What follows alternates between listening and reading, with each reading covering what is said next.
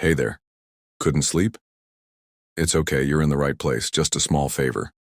Did you know 89% watch without subscribing? If you enjoy this, I'd really appreciate your support. And let me know in the comments. Where are you watching from? And what time is it? Thanks for being here. The mustard stain mocked me from my pant leg as I sat in the cramped ranger station, finishing what had to be the most uninspiring ham sandwich in Forest Service history. The bread had gone slightly stale despite the humid July air, the meat was dry, and the mayo had that peculiar tang that suggested it had spent a day too long in our ancient refrigerator. But it was food, and 12 hours into a 16-hour shift, I wasn't about to be picky.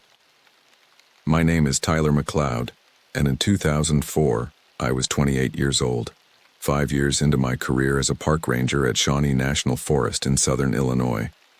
Not exactly the glamorous outdoor job I'd imagined when I earned my forestry degree. Most days consisted of directing lost tourists, cleaning up campsites, and occasionally rescuing the odd hiker who'd wandered off trail and couldn't find their way back. That day, July 17th, started just as mundanely as any other. The small box fan in the corner of our cinder block station hummed ineffectually, barely stirring the thick air. The heat had been relentless for weeks, turning the forest floor into a carpet of dry kindling. We'd been on high alert for fires, but so far the summer had been mercifully uneventful. I wiped my hands on a napkin and glanced at the clock. 4:22 p.m. The late afternoon sun slanted through the dusty windows, casting long shadows across the worn linoleum floor. My eyes burned slightly from staring at incident reports all day, and I longed for the shift to be over so I could head home to my small apartment in Marion, crack a beer, and fall asleep to whatever game was on TV. That's when Randy stuck his head in the door. Randy Calloway was my supervisor, a 20-year veteran of the Forest Service, the kind of ranger who knew every trail, creek, and hidden corner of Shawnee like the back of his weathered hand. He was in his early 50s with salt and pepper hair cropped military short and a perpetual 5 o'clock shadow. His face was tanned and creased from decades in the sun, and he had the lean, sinewy build of someone who hiked daily. "McLeod," he said, his expression tense. "We've got a situation." I swallowed the last bite of my sandwich and stood up. "What's up?" "Got a call from a worried mother. Her son and his girlfriend were supposed to check in at the visitor center by noon. They're students from SIU camping near Oak Flat Trail. Been out since yesterday morning." I shrugged. Probably just lost track of time. You know how college kids are. Randy frowned, shaking his head slightly. "Maybe, but something feels off. 2 abandoned tents were reported near their last known location." He hesitated. "And the wildlife's been acting strange today." "Strange how?" I asked, suddenly more alert. "Birds went quiet around that area since morning. Haven't heard a single call. And one of the maintenance guys said he saw a group of deer running like hell away from that direction." I'd worked with Randy long enough to respect his instincts. When he sensed something was wrong, it usually was. He had that look around his eyes, the way the skin tightened and his gaze became more focused, that I'd come to recognize as his tell. "Let's go check it out," I said, reaching for my hat. "Dina's coming too," Randy said. Dina Chen was our newest hire, a seasonal ranger fresh out of college with a degree in environmental science. She'd only been with us for about 3 weeks, eager and enthusiastic, but still green when it came to real field work. "You sure we need 3 people for this?" I asked. "Better safe than sorry," Randy replied cryptically, "and it'll be good experience for her." As if on cue, Dina appeared in the doorway, her dark hair pulled back in a neat ponytail. At 22, she was the youngest on our team, but she had a sharp mind and picked things up quickly. "Ready to head out," she announced, her voice bright with that slightly forced confidence people use when they're nervous but trying not to show it. "Great," I said, noticing the mustard on my pants for the first time. "Damn it." Dina followed my gaze and smiled sympathetically. "At least it matches your patches," she joked, referring to the yellow Forest Service emblems on our uniform shirts. I grabbed my pack, checking to make sure I had water, first aid supplies, a flashlight, and my radio. Randy handed me my official sidearm, a .40 caliber Glock that most of us rarely used or even thought about. In 5 years, I'd never fired it outside of required training. "Really?" I asked, eyebrows raised. Randy just gave me a look. "Protocol for search and rescue after hours." I holstered the weapon, still thinking this was overkill for what was probably just a couple of college students who'd lost track of time. "What's the story with these kids anyway?" I asked as we walked out to the service truck. Jason Morris and Elaine Kwan, both 20 years old, both students at Southern Illinois University. Experienced campers, according to the mother. They filed a proper backcountry permit, were well equipped. Mom says they do this kind of thing all the time. And no one's heard from them since when? Morris texted his mother yesterday evening around 7 p.m. Said they had set up camp and were having a good time. Nothing unusual in the message. Dina climbed into the back seat of the truck while Randy took the wheel. I slid into the passenger seat, already feeling sweat beginning to soak through my shirt despite the late hour. "This is probably nothing, right?" Dina asked as Randy started the engine. I turned to give her what I hoped was a reassuring smile. Probably just a dead cell phone and 2 kids who lost track of time. But as we pulled away from the station, I couldn't help noticing how tightly Randy gripped the steering wheel, his knuckles white against his tanned skin.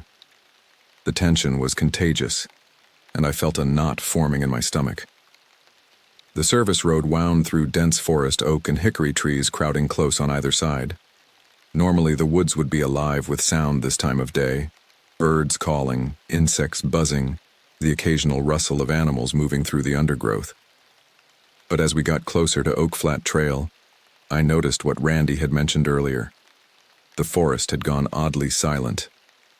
"You weren't kidding about the birds," I said quietly. Randy just nodded, his eyes fixed on the road ahead. We parked at the trailhead and gathered our gear. The air felt heavy, oppressive, like the moments before a thunderstorm, though the sky above was clear. The humidity pressed down, making even simple movements feel like wading through water. "We'll follow Oak Flat Trail to the junction with River to River, then head east toward the coordinates from their permit," Randy said, checking his GPS. "Should be about 2 miles in." The dirt path stretched before us, disappearing into the dense green of the forest. As we set off, I couldn't shake the feeling that we were being watched. I glanced over at Dina, who was taking small sips from her water bottle, her eyes darting from side to side. "First search and rescue?" I asked, trying to sound casual. She nodded. "Is it always this quiet?" "No," Randy answered before I could. "It's not." We walked in silence after that, the only sounds our boots on the trail and the occasional call on the radio as Randy checked in with the visitor center. The forest seemed to close in around us, the canopy overhead blocking out more and more sunlight as we ventured deeper. About a mile in, I noticed something strange, a torn piece of fabric caught on a branch, fluttering slightly in the barely perceptible breeze. I pointed it out to Randy, who stopped to examine it. "Looks like part of a backpack," he said, turning the scrap over in his hands. "North Face high-end gear." Dina peered over his shoulder. "Is it from our missing hikers?" "Can't say for sure, but it's recent," Randy replied, tucking the fabric into a small evidence bag. "Let's keep moving." The trail grew narrower as we continued, forcing us to walk single file. I took the lead, Randy in the middle, with Dina bringing up the rear. The forest floor was littered with fallen leaves and broken branches, and the air smelled of damp earth and decaying vegetation. As we approached the junction with River to River Trail, I spotted something that made me stop in my tracks. Just off the path, partially hidden by a fallen log, was a hiking boot. A single boot lying on its side as if it had been discarded in a hurry. I pointed silently, and Randy moved forward to inspect it. "Size 10, men's," he said after a moment. "Could be Morris's." "Why would someone leave behind one boot?" Dina asked, her voice barely above a whisper. I didn't have an answer for her. None of us did. We continued east along river-to-river trail, moving more cautiously now. The shadows were growing longer as the sun began its descent, and I found myself reaching instinctively for my flashlight, though it wasn't yet dark enough to need it. When we finally reached the coordinates where the students had planned to camp, what we found chilled me to the bone despite the oppressive heat. 2 tents stood about 20 yards apart, both damaged in a way that defied explanation. The poles had been snapped, not bent or collapsed but broken clean through, as if something had pulled them forcefully from above. The nylon fabric was torn in long, jagged strips, and personal belongings were scattered in a wide radius around both sites. "What the hell?" I muttered, surveying the scene. Randy was already moving methodically around the perimeter, his eyes scanning the ground. "No regular tracks," he said. "Ground's too hard from the drought. But look at this." He pointed to an area where the soil had been disturbed, churned up in a pattern unlike any animal or human footprint I'd ever seen. Dina crouched beside one of the tents, examining the damage. Could a bear have done this? "Not in southern Illinois," I replied automatically. "We don't have bears here. Maybe a coyote, but this..." I gestured at the destruction.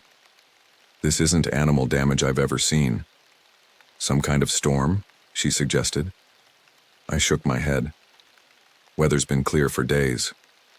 Randy was now examining a dark smear on a torn tent flap. He looked up, his expression grim. "McLeod, come look at this." I moved closer, and my stomach turned. The smear was unmistakably blood. "Human?" I asked quietly, so Dina wouldn't hear. Randy nodded almost imperceptibly. "Looks fresh." I swallowed hard, fighting down a wave of nausea. This was no longer a simple search for missing hikers. This was something else entirely. "We need to call this in," I said. Randy nodded, reaching for his radio, but before he could make the call, it crackled to life. "Randy, come in," a voice said through static. It was Bill from the visitor center. "This is Randy, go ahead. Just got another report of an abandoned campsite about 50 yards west of your position. Maintenance crew spotted it while checking the trails." Randy and I exchanged looks. "Copy that," he replied. "We'll check it out." He turned to me and Dina, his face set in a grim expression I'd never seen before. "Stay together. Eyes open. This isn't right." I nodded, feeling the weight of my sidearm against my hip, suddenly grateful Randy had insisted I bring it. As we moved away from the ruined tents toward the second site, the shadows seemed to deepen around us, the forest pressing in from all sides. The sun was sinking rapidly now, casting an amber glow through the trees that would have been beautiful under any other circumstances. But as darkness crept in, I couldn't shake the feeling that we weren't alone in these woods, and whatever was out there with us was watching, waiting, and hungering for the night to fall. The second campsite was worse than the first, much worse. Located in a small clearing about 50 yards west of the first site, it showed signs of an even more violent disturbance. A large tent had been not just torn but shredded, the fabric hanging in tatters from bent aluminum poles. A camp stove lay crushed as if stomped by a massive weight. Personal items were strewn everywhere, clothing, toiletries, a paperback novel with its pages scattered like fallen leaves. But what caught my eye immediately was the backpack. It hung from a branch about 15 feet off the ground, impaled on a broken limb as if it had been thrown there with incredible force. No human could have placed it there without climbing gear. "Jesus," I whispered, pointing upward. Randy followed my gaze, his expression darkening. "Dina, stay close," he ordered, his voice tense. She nodded, her earlier enthusiasm completely evaporated. Her face had gone pale and she kept glancing nervously into the deepening shadows. I moved carefully through the wreckage, noting details with the detached professionalism that comes from training, even as my heart raced. A pair of sandals, still buckled, lay abandoned beside what remained of a sleeping bag. A water bottle, dented but intact. A cell phone with a cracked screen, its battery dead. "Randy," I called, picking up the phone. "This might be useful," he nodded. about to respond when a sharp intake of breath from Dina cut him off. "Oh, God," she said, her voice trembling. There's someone over there." She was pointing toward a fallen oak at the edge of the clearing. In the fading light, I could just make out a shape behind a cluster of ferns, unnaturally still and bent at an odd angle. Randy motioned for me to approach from the left while he circled right. "Dina, stay back," he said firmly. I drew my sidearm, holding it pointed downward as I moved cautiously toward the fallen tree. The forest had grown completely silent, not even the hum of insects breaking the eerie stillness. My heart pounded in my ears as I rounded the oak and got my first clear view of what lay beyond. It was a man, young, with brown hair and the beginnings of a scruffy beard. He wore hiking shorts and a t-shirt emblazoned with the SIU logo. His eyes were open, staring sightlessly at the darkening sky. But it was the rest of him that made bile rise in my throat. His body was intact from the waist down, but his arms, they had been pulled, twisted, and manipulated in ways that defied human anatomy. One arm was nearly severed at the shoulder, hanging by sinews, while the other was bent backward, the bone protruding through the skin at the elbow. I'd seen dead bodies before in my career, hikers who fell from cliffs, drowning victims, even a heart attack on a trail once. But nothing like this. This wasn't an accident or a medical emergency. This was deliberate, violent, and profoundly wrong. "Jason Morris," Randy said quietly, having joined me. He'd seen the student's ID card in a wallet lying nearby. I nodded, unable to speak. My hand tightened around my gun, though I couldn't articulate what exactly I was afraid of. Something had done this to Morris, something strong enough to break a human body like a child's toy. Dina made a choking sound behind us, and I turned to see her with one hand clamped over her mouth, the other gripping the trunk of a nearby tree for support.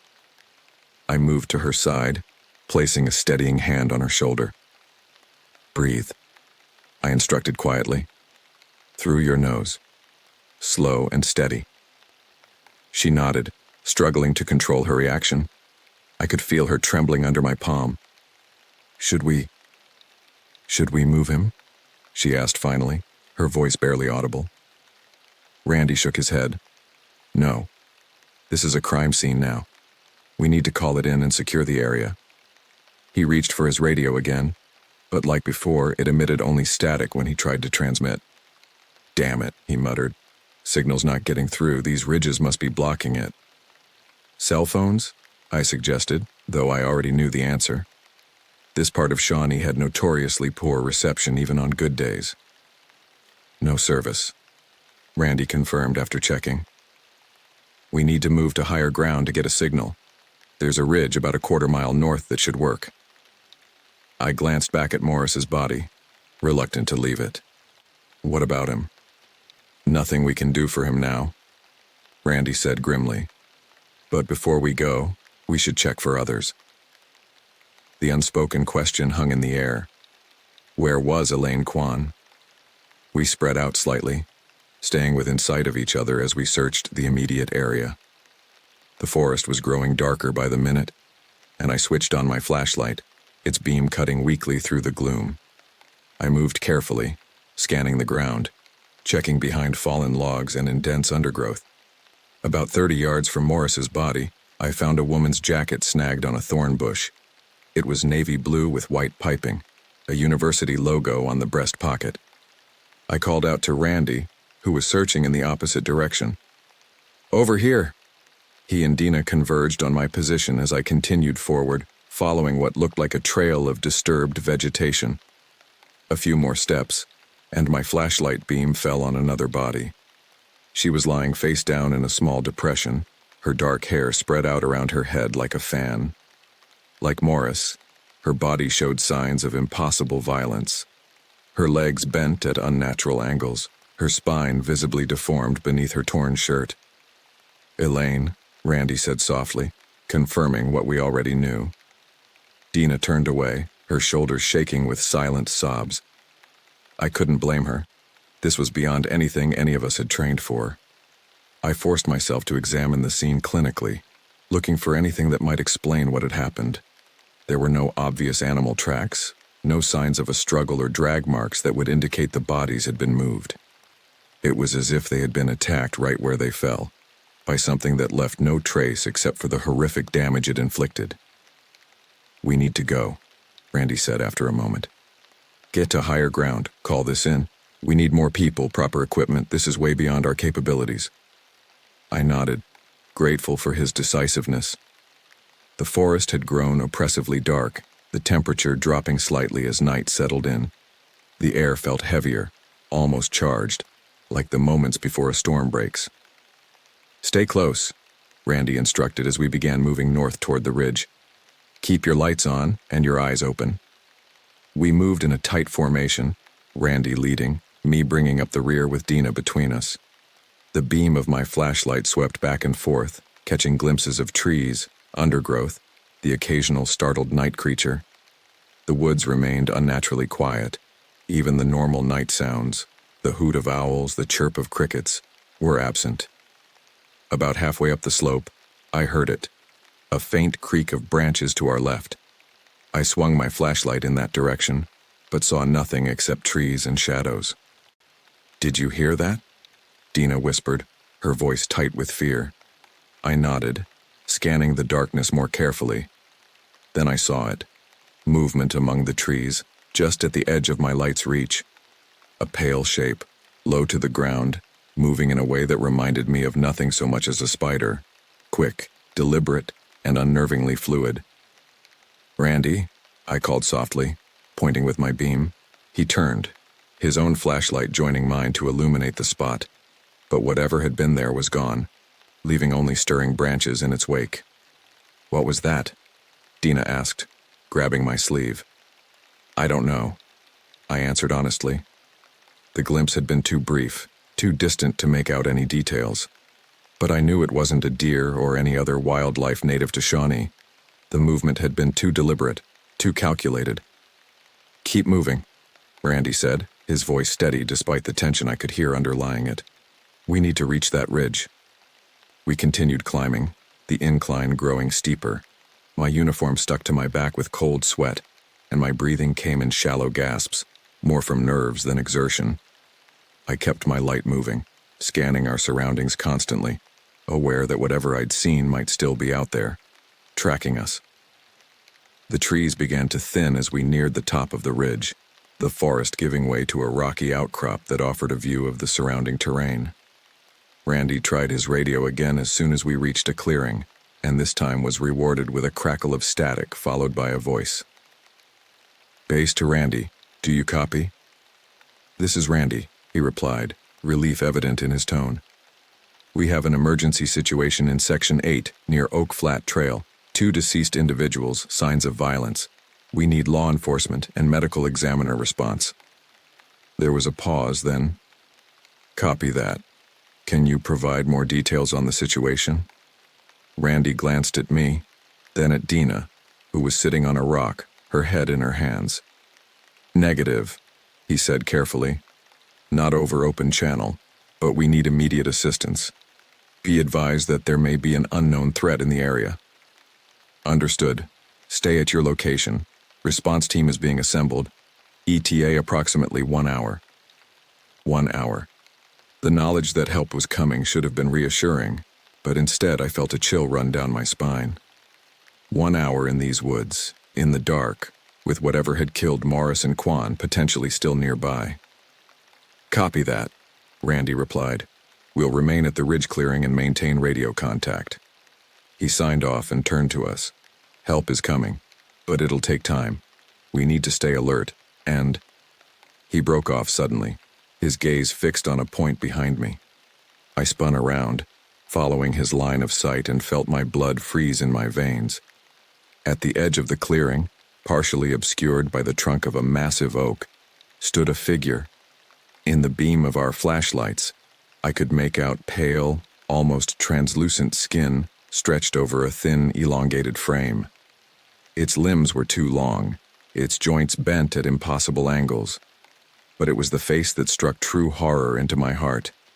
A flat, almost featureless visage with hollow cheeks, and a mouth that seemed to split its head nearly in half. For an eternal moment we stood frozen, locked in a tableau of mutual observation. The creature's head tilted slightly, as if curious. I could feel it studying us with an intelligence that was unmistakable and utterly alien. Dina's whisper broke the silence. "What is that?" At the sound of her voice, the creature moved.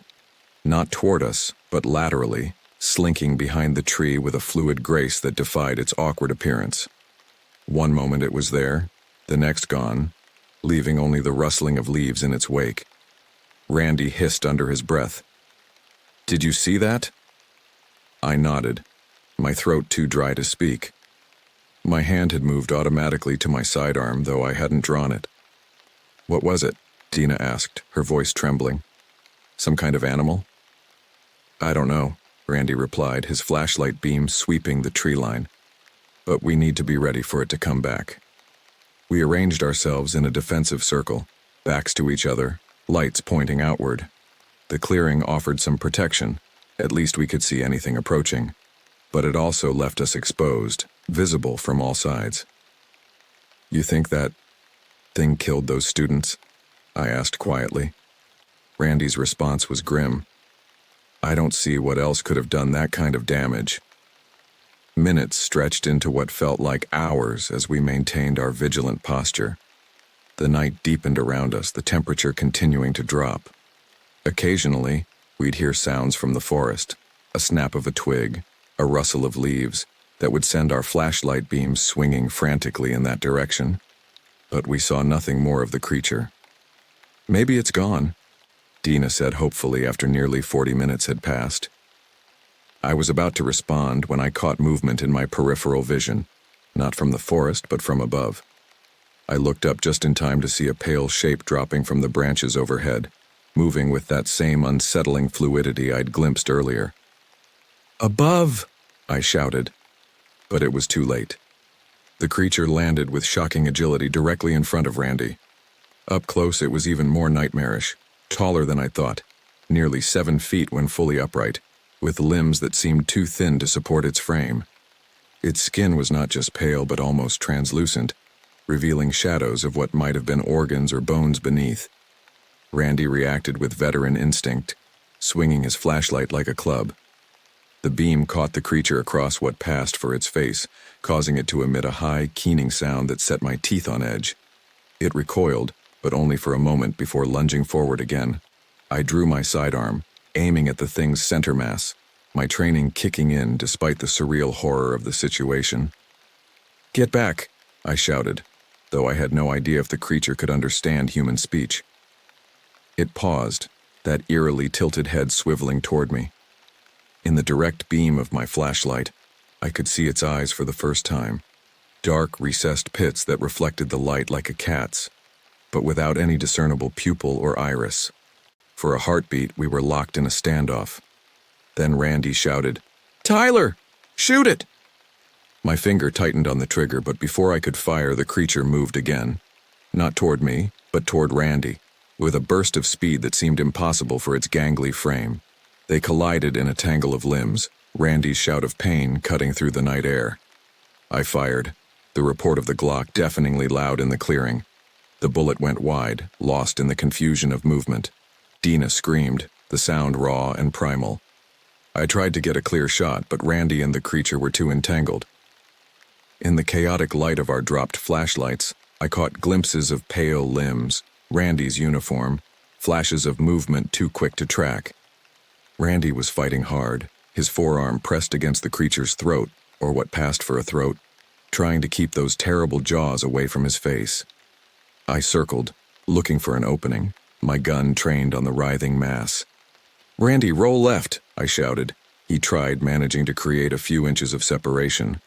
I fired again, and this time was rewarded with a shriek that couldn't possibly have come from a human throat.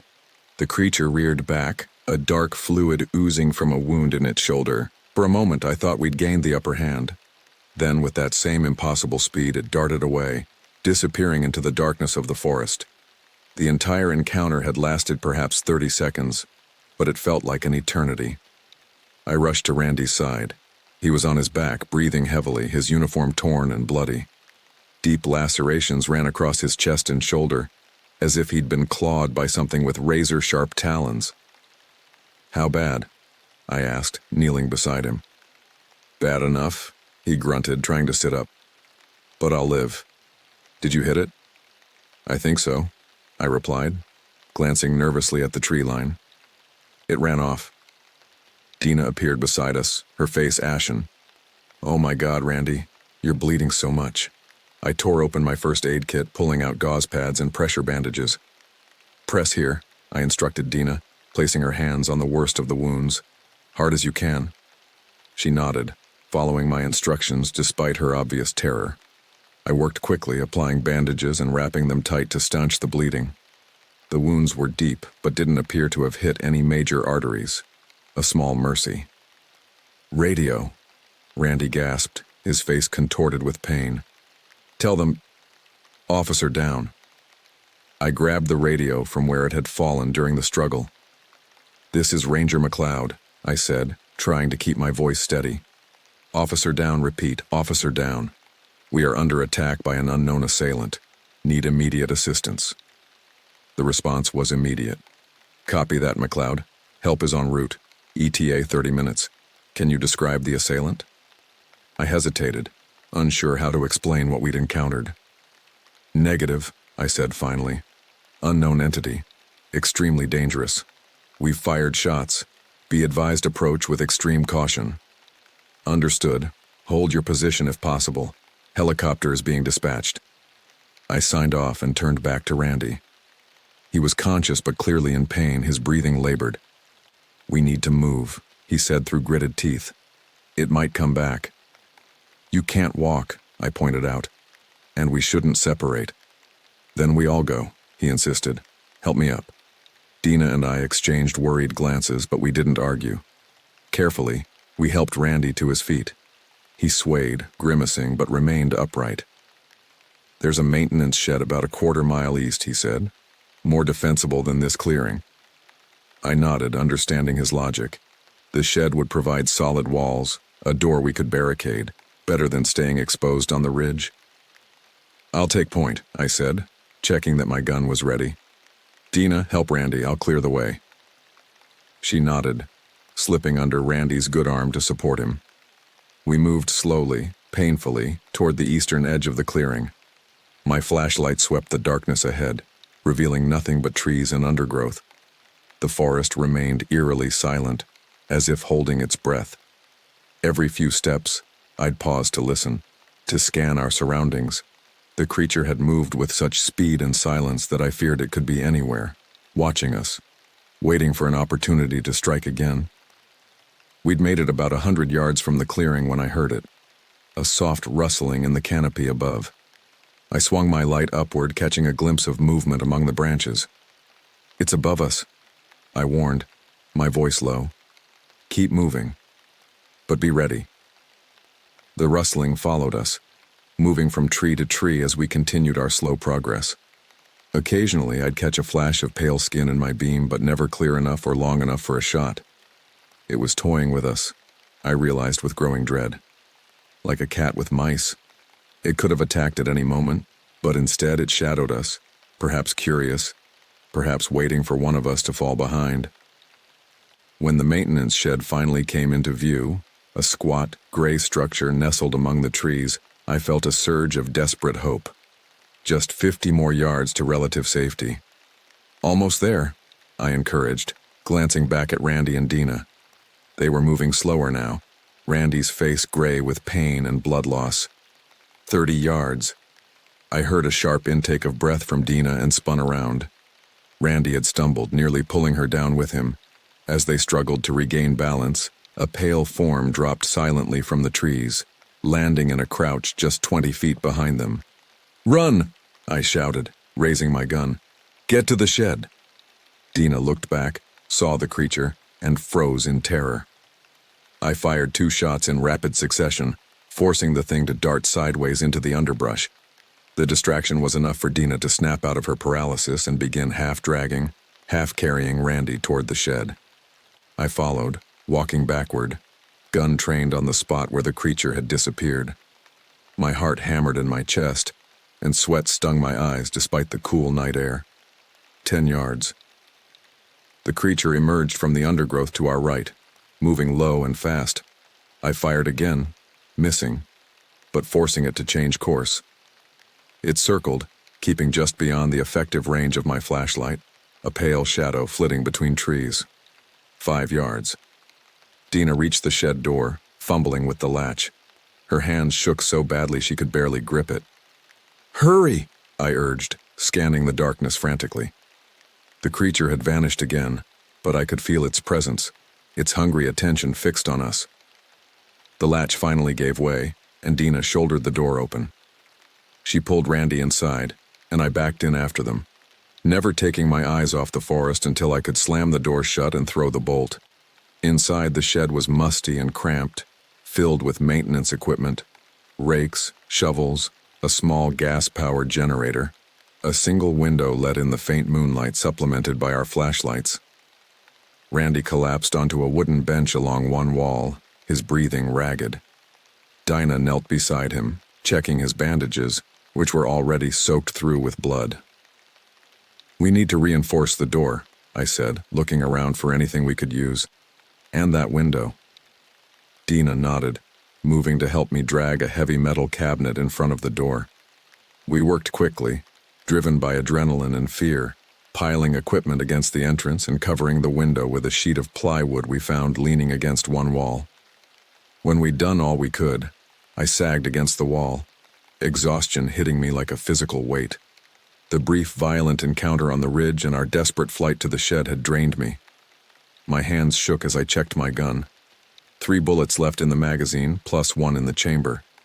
Not much if that thing decided to break in. "How is he?" I asked, nodding toward Randy. Dina looked up from where she was adjusting his bandages. "Not good. He's lost a lot of blood, and I think there might be internal damage. He needs a hospital soon." Randy's eyes fluttered open at the sound of our voices. "Radio," he mumbled. "Tell them where we are." I pulled out the radio again, giving our new location and requesting immediate medical evacuation. The dispatcher assured me help was close. The helicopter was en route, and ground teams were already in the forest, converging on our position. "Just hold on," I told Randy after signing off. "Help's almost here." He managed a weak nod before closing his eyes again. Dina continued to tend to him, her movements gentle despite her obvious fear. I admired her composure. For someone so new, she was handling this nightmare remarkably well. Outside, the forest remained unnaturally silent. I strained my ears for any sound of our pursuer, but heard nothing except the occasional creak of the shed's wooden frame as the night breeze picked up. "What was that thing?" Dina asked after several minutes had passed. Her voice was steady, but I could see the fear in her eyes. I shook my head. "I don't know. Nothing I've ever seen or heard of. It moved like it knew what it was doing," she continued. "Like it was hunting us." I nodded grimly. "It was. And it's smart, too. The way it circled us. The way it waited for an opportunity. That's not animal behavior, at least not any animal I know." "Do you think it's still out there? Waiting?" Before I could answer, a soft thump came from the roof above us. We both looked up, our flashlight beams playing across the wooden ceiling. Another thump, followed by the sound of something moving across the shingles. "It's on the roof," Dina whispered, her composure finally cracking. I gestured for her to stay with Randy and moved to the center of the shed, my gun trained upward. The sounds continued, light, deliberate movements that suggested exploration rather than an immediate attack. "Looking for a way in?" I said quietly. A new sound joined the first, a scraping, as of claws or nails being dragged across the shingles. It moved from one end of the small structure to the other, testing, probing. Then silence fell again, heavy and expectant. I waited, barely breathing, for what felt like minutes, but was probably only seconds. Then came a sharp crack as something struck the roof with considerable force. Dust and splinters rained down from a spot near the far corner. Another blow fell, and another, each one splintering more of the aging wood. A small hole appeared, moonlight filtering through to cast a pale circle on the dirt floor. The hole widened with each impact, deliberate and methodical. "It's breaking through," Dina said, her voice rising with panic. I raised my gun, aiming at the growing hole. "Get behind something," I ordered, "and cover Randy." She dragged him off the bench and behind a large tool cabinet, using her body as a shield. I stayed where I was, a clear shot at whatever might come through that hole. A pale hand, if you could call it that, with elongated fingers ending in curved, talon-like nails, reached through the opening. It groped blindly for a moment, then withdrew. The hole widened further as more of the roof was torn away. I fired, the bullet punching through the roof where I'd last seen movement. A high, keening shriek answered, followed by the sound of something scrambling across the shingles, moving away from the opening. "Did you hit it?" Dina called. "Maybe," I replied, not taking my eyes off the hole.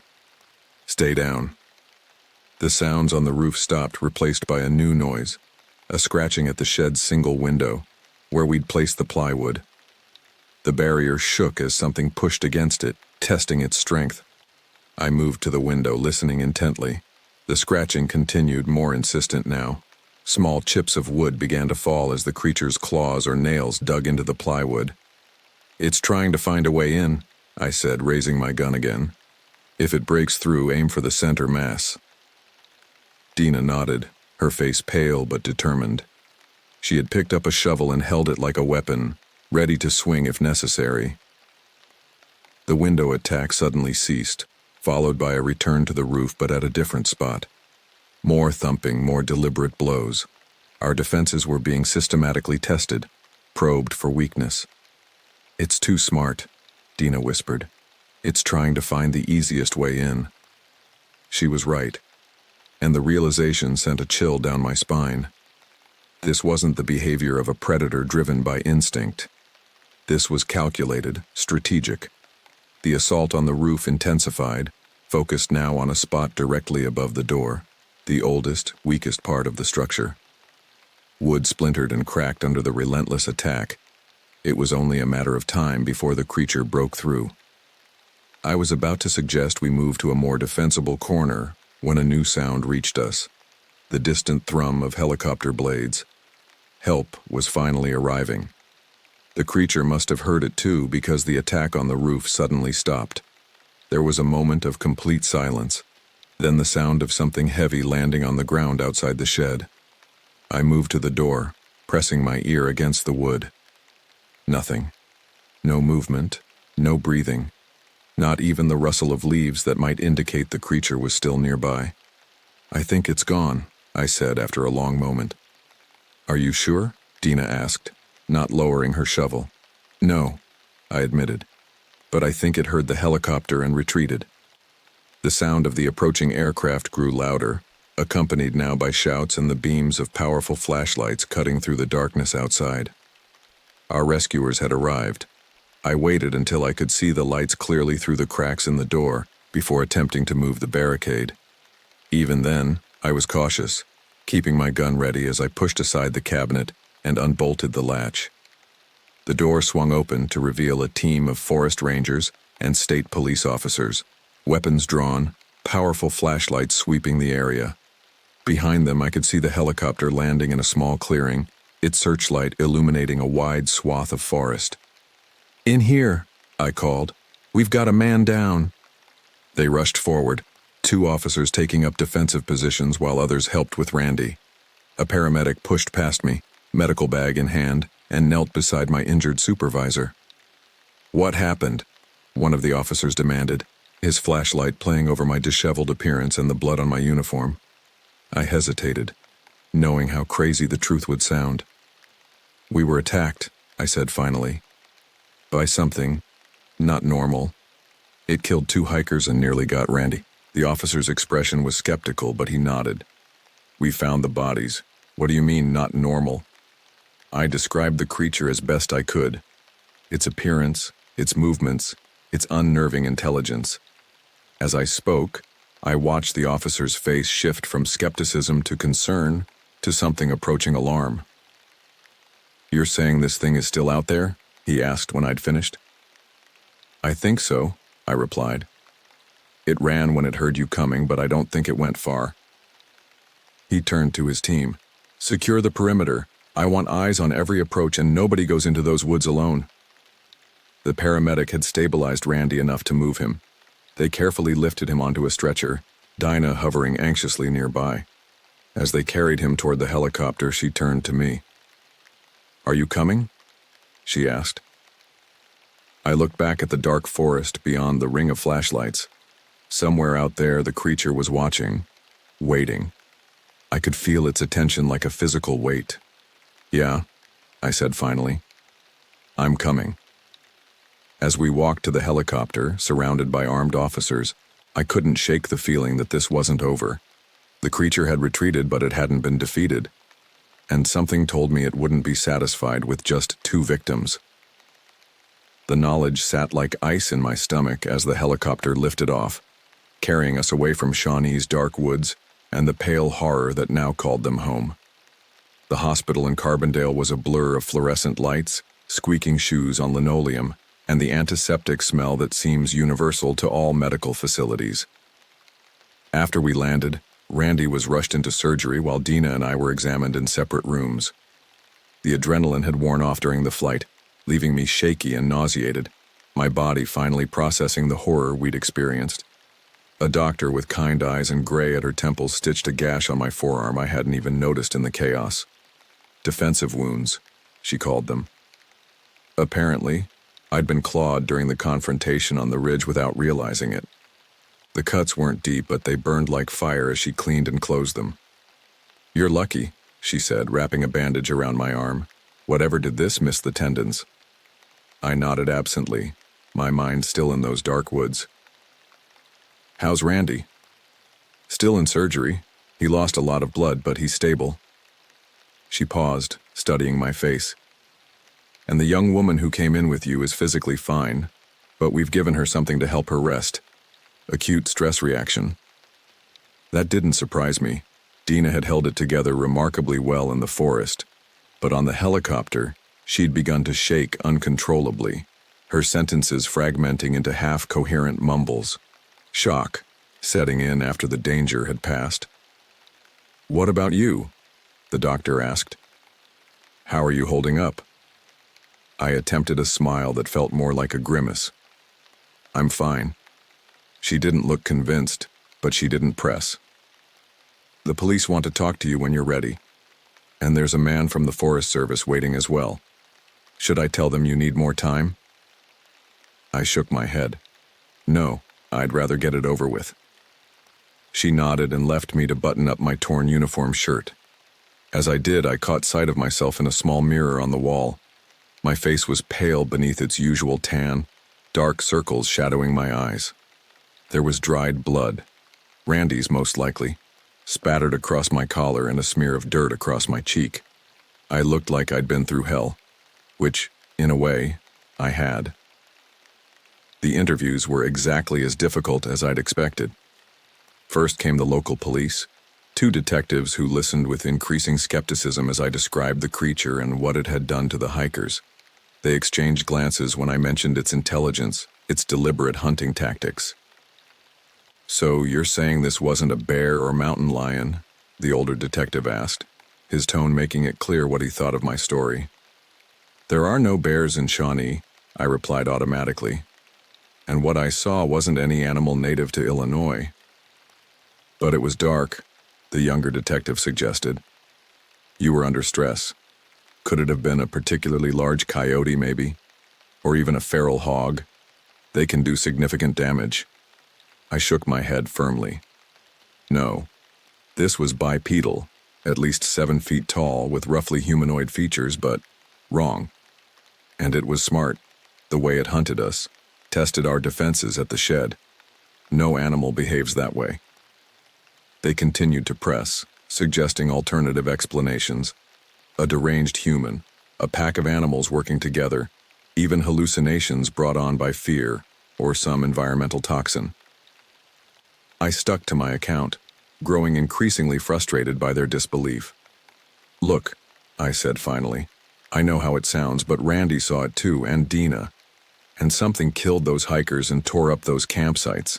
Something strong enough to break tent poles and impale a backpack 15 feet up a tree." This, at least, they couldn't dismiss. They had seen the crime scene photos, the inexplicable damage. "We're not discounting your experience," the older detective said carefully. "We just need to consider all possibilities."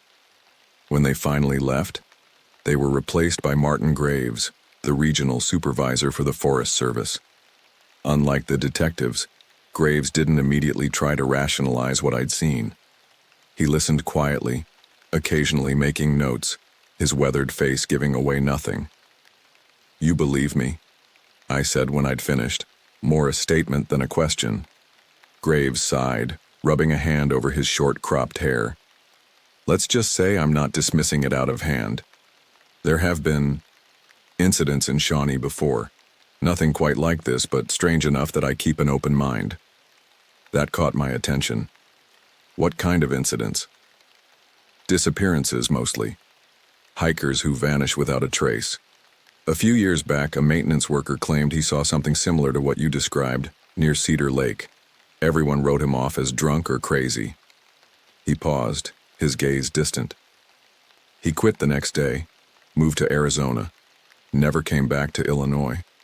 A chill ran through me. "Why haven't I heard about this?" "It's not the kind of thing we put in the employee newsletter," Graves replied dryly. "And most of it is just rumor and hearsay. Until now. So what happens next? Officially, the forest around Oak Flat Trail will be closed pending an investigation into the deaths of the hikers. We'll cite animal activity as the reason. And unofficially?" Graves's expression turned grim. "Unofficially, I'm putting together a team to sweep that section of forest. Experienced rangers, armed, with tracking dogs. If there's something out there, we need to find it before it hurts anyone else." "I want to be on that team," I said immediately. He shook his head. "No. You've been through enough, McLeod. Take some time off. Recover." I saw it clearly. I insisted. "I know what to look for, where it might hide. You need me."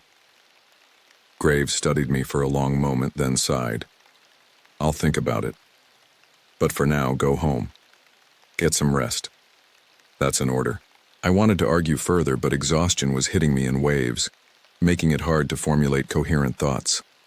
I nodded reluctantly, and Graves left me with instructions to call him the next day. After he'd gone, a nurse came in with discharge papers and a prescription for antibiotics and pain medication. She also brought news that Randy was out of surgery and in stable condition, though he'd remain in the hospital for several days. Dina was being kept overnight for observation, but would likely be released in the morning. "Is there someone who can drive you home?" the nurse asked. "You shouldn't be behind the wheel after what you've been through." I was about to say I'd call a cab, when a familiar voice came from the doorway. "I can take him." I looked up to see Mark Jenkins, another ranger from our station and probably my closest friend on the force. He was still in uniform, his expression a mixture of concern and relief. "Hey," I said, managing a weak smile. "Didn't expect to see you here." "Heard what happened on the radio," he replied, stepping into the room. "Couldn't just sit at home." The nurse nodded approvingly. "Good. Make sure he takes his medication and gets some rest." After she left, Mark helped me gather my things, my torn, blood-stained uniform, my wallet and keys, the paperwork for follow-up appointments. Neither of us spoke much until we were in his truck driving through Carbondale's quiet streets toward Marion. "So," he said finally, "want to tell me what really happened out there?" I looked over at him, surprised. "You've heard the official version?" "Animal attack, possibly a mountain lion." He snorted. "As if we have mountain lions in Shawnee." "We don't have what attacked us either," I said quietly. "At least we're not supposed to." Mark glanced at me, then back at the road. "Tell me." So I did again. but this time without the clinical detachment I'd maintained for the police in graves. I told him about the eerie silence in the forest, the inexplicable damage to the campsites, the bodies twisted in ways that haunted me still. I described the creature in detail, its pale, almost translucent skin, its impossibly elongated limbs, the way it moved with both animal grace and calculated intelligence. Mark listened without interruption, his knuckles whitening on the steering wheel as my story unfolded. When I finished, we were parked outside my apartment building, the engine idling softly in the pre-dawn quiet. "Jesus, Tyler," he said finally. I don't even know what to say." "You think I'm crazy," I said, resignation heavy in my voice. He shook his head. "No, I think you saw something terrible. I just don't know what it was. Join the club." Mark shut off the engine and turned to face me fully. "Look, I've been in these forests my whole life. I grew up here, remember? And there are stories, old stories that my grandfather used to tell, about things in the deep woods that aren't natural, that hunt people who stray too far from the trails." I raised an eyebrow. "You're saying local folklore predicted this?" "I'm saying maybe there's a reason for those stories." He paused. "My grandfather was Cherokee on my mom's side. He used to talk about spirits, creatures that existed between our world and something else. Things that feed on fear as much as flesh. Under normal circumstances, I might have dismissed this as superstition, but after what I'd seen, I wasn't in a position to dismiss anything. "Whatever it is," I said, "it's real. It bled when I shot it, and it's still out there." Mark nodded soberly. "Get some rest. I'll call you tomorrow. We'll figure this out." I thanked him for the ride and made my way up to my second-floor apartment. It was a small, one-bedroom place that I rarely saw in daylight during the summer months. The familiarity of it should have been comforting, but as I locked the door behind me and moved through the darkened rooms, I couldn't shake the feeling of being watched. I checked every corner, every closet, even under the bed, gun in hand. Rational thought told me the creature couldn't possibly have followed me here, couldn't know where I lived. But rational thought had little to do with the primal fear that had taken root in my soul. Finally satisfied that I was alone, I showered, watching rust-colored water swirl down the drain as blood and dirt were washed away. The physical evidence of the night's horrors gone, but the memories remained, sharp and vivid. I swallowed the prescribed antibiotics and pain medication, then collapsed onto my bed, certain that sleep would elude me. But exhaustion won out over fear, and I fell into a deep, dreamless void. I woke to sunlight streaming through blinds I'd forgotten to close, disoriented and groggy from the medication. For a blissful moment I couldn't remember why my arm ached or why my mouth tasted like copper in fear. Then it all came rushing back. The forest, the bodies, the creature with its 2 long limbs and hungry, alien eyes. I grabbed my phone from the nightstand, noting with surprise that it was nearly 2 p.m. There were several missed calls and texts, from Mark, from Graves, from co-workers who'd heard about the incident. I ignored them all and called the hospital first, checking on Randy. "He's stable," the nurse told me. "Awake and alert. The doctor is optimistic about his recovery." That was one weight off my shoulders. I asked about Dina next and learned she'd been discharged that morning, though she hadn't returned to work. After a quick shower and change of clothes, I drove to the hospital. I needed to see Randy, to confirm that he remembered what I remembered, that the creature was real and not some shared hallucination born of fear and darkness. I found him propped up in bed, his shoulder and chest heavily bandaged, an IV line running into his arm. His face was pale, but his eyes were clear and alert. He attempted a smile when he saw me. "McLeod," he said, his voice weaker than usual but still commanding. "Thought you'd be sleeping it off." I did, most of the day. I pulled up a chair beside his bed. "How are you feeling?" "Like I got mauled by a..." He trailed off, his expression turning serious. "What was that thing, Tyler?" Relief flooded through me. He remembered. I don't know, I admitted, but it was real. Damn right it was real, nearly took my arm off. He shifted, wincing. The cops think it was an animal attack, a bear or mountain lion. There are no bears in Shawnee, I said automatically, and he gave a short, pained laugh. That's what I told them. His expression sobered. Whatever it was smart. Too smart. The way it hunted us, separated us, tested our defenses at the shed, that's not animal behavior. Graves mentioned other incidents, I said. Disappearances, strange sightings. He's putting together a team to search the area. Randy nodded slowly. I've heard rumors over the years. Nothing concrete, just whispers. Old-timers talking about parts of the forest where even wildlife won't go. I never put much stock in it until now. A nurse came in to check his vitals and we fell silent. When she left, Randy continued in a lower voice. They're releasing me in a few days. When they do, I want in on that search. You'll barely be able to move your arm, I pointed out. Don't need my arm to coordinate from base camp, he countered. I've got 20 years' experience in that forest. They need me. I couldn't argue with that. Randy knew Shawnee better than almost anyone. Graves wants me to take time off, I told him. But I've been pushing to join the search team. Good. You've seen it up close. You know what to look for. He paused, his gaze distant. And it knows you now. It might come for you specifically. The thought had occurred to me as well, a cold fear that had settled in my gut. The creature had seemed almost curious about us, especially after I'd wounded it, like we'd become more than just prey. Have you talked to Dina? Randy asked, changing the subject. I shook my head. Not yet. I'll try to reach her today. Do that. She held up pretty well out there, but this kind of thing. He didn't need to finish. We both knew that what we'd experienced could break even the strongest person. After promising to keep him updated, I left Randy to rest and headed to the Forest Service regional office. Despite Graves's order to take time off, I couldn't sit at home while that thing was still out there. I needed to be involved, to help track it down before it killed again. The office was a hive of activity when I arrived. Rangers from across the region had been called in, along with state wildlife officials and representatives from the Department of Natural Resources. Maps of Shawnee were spread across tables, with the Oak Flat Trail area circled in red. Graves spotted me from across the room and frowned.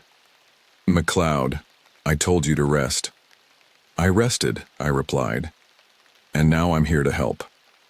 He looked like he wanted to argue, but instead sighed heavily. Fine, but you're not going into the field, not yet. You can help with the planning. Share what you know about the area and what you saw. It wasn't what I wanted, but it was better than nothing. I spent the next few hours going over maps with the search team leaders, marking the locations of the campsites, the ridge where we'd first encountered the creature, the maintenance shed where we'd taken refuge. I described in detail what I'd seen, the creature's appearance, its movements, its tactics. Some of the wildlife officials exchanged skeptical glances, and I caught whispered comments about stress-induced hallucinations and mass hysteria. But the rangers who knew me, who'd worked with me for years, listened with grim attention. They might not understand what we'd encountered, but they respected me enough to take my account seriously. As evening approached, the team finalized their plans. They would enter the forest at dawn, moving in coordinated groups of 4, each team with at least 2 armed members. They would sweep the area around Oak Flat Trail, focusing on the locations I'd identified, looking for any sign of the creature or its den, if such a thing existed. We should check caves, rock formations, anywhere that might provide shelter, I suggested. And water sources. Every living thing needs water. Graves nodded. Good point. We'll prioritize those areas. As the meeting broke up, I approached him. I want to go with them tomorrow. He studied me for a long moment. Are you sure you're ready for that? No, I admitted. But I need to do this. And they need someone who's seen it, who knows what to look for. After a pause, he nodded. All right. You'll go with Team 3, led by Jenkins. But you follow his orders, understood? No heroics. I agreed readily, relieved to be included. Mark caught my eye from across the room and gave a slight nod. He'd been expecting this, maybe even arranged it. As I left the office, the sun was setting, painting the sky in shades of orange and purple that would have been beautiful under any other circumstances. I tried calling Dina again but got her voicemail. Concerned, I decided to stop by her apartment on my way home. She lived in a small complex near the SIU campus, populated mainly by students and young professionals. I'd been there once before for a staff barbecue she'd hosted shortly after joining our team. It felt like a lifetime ago now. I knocked on her door, waited, then knocked again more firmly. Just as I was about to give up, I heard movement inside, and the door opened a crack, the security chain still in place. Dina peered out, her eyes red-rimmed and wary. When she recognized me, her expression shifted to something between relief and anxiety. "Tyler," she said, her voice hoarse. "What are you doing here?" "Checking on you," I replied. "You haven't been answering your phone." She glanced down as if just remembering she owned a phone. "Sorry, I needed some quiet. Can I come in? Just for a minute?" She hesitated, then closed the door to remove the chain before opening it fully. Her apartment was dim, the blinds drawn against the evening light. Dishes were piled in the sink, and a blanket was crumpled on the couch, suggesting she'd been sleeping there rather than in her bedroom. "How are you holding up?" I asked, though the answer was written all over her pale, drawn face. "I don't know," she admitted, sinking onto the couch. "I keep seeing it, every time I close my eyes. That thing. And those poor students." She shuddered. I sat beside her, careful to give her space. "I know. Me too. The police think it was an animal," she said, a bitter edge to her voice. "A mountain lion or something. They basically patted me on the head and told me I was confused because of the stress. They did the same to me," I told her. "But we know what we saw." She looked at me directly for the first time since I'd arrived. "What was it, Tyler? Really?" I shook my head. "I don't know. Nothing I've ever seen or heard of before, but the Forest Service is taking it seriously. They're organizing a search team to go in tomorrow, to find it before it hurts anyone else." "Are you going?" she asked, her voice tight. "Yes," I said simply. She nodded, looking down at her hands. "I should be relieved that someone believes us, that they're doing something. But I'm just terrified. For you, for those searchers. That thing." She trailed off, her shoulders beginning to shake. I moved closer, putting an arm around her as she broke down. Her sobs were quiet but intense, her body trembling with the force of them. I held her until the storm passed, murmuring reassurances that I wasn't entirely sure I believed myself. When she finally pulled away, wiping at her eyes, her voice was steadier. "I'm not going back to the job, I mean. I can't go into those woods again. I understand," I said, and I did. Not everyone could face something like this and come back from it. No one would blame you. "Will you be okay?" she asked, surprising me with her concern for my welfare after everything she'd been through. "I'll be careful," I promised, "and I won't be alone. We'll be prepared this time." She didn't look convinced, but she nodded anyway. Before I left, I made sure she had food and that she promised to answer her phone if I called to check on her. It wasn't much, but it was all I could offer. Driving home through the gathering darkness, I found myself scanning the roadside forest with wary eyes, half expecting to see pale movement among the trees. The creature had been at least 20 miles from here, in a different part of Shawnee, but rational thought did little to ease my instinctive fear. At home, I prepared methodically for the next day's search.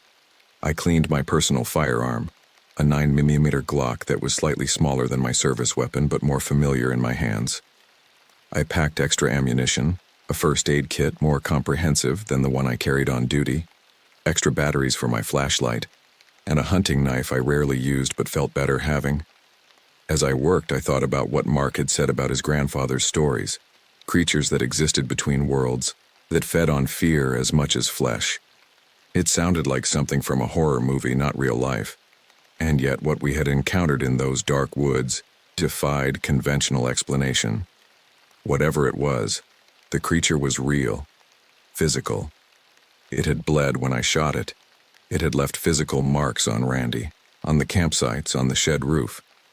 It wasn't a ghost or a spirit, but a flesh and blood predator that had claimed territory in our forest. And tomorrow, we would hunt it down. With that grim determination, I finally fell into an uneasy sleep, my loaded gun on the nightstand beside me.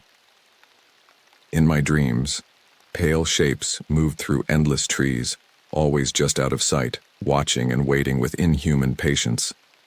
Dawn broke over Shawnee, with a hazy red glow that filtered weakly through the thick canopy, casting the forest in an otherworldly light.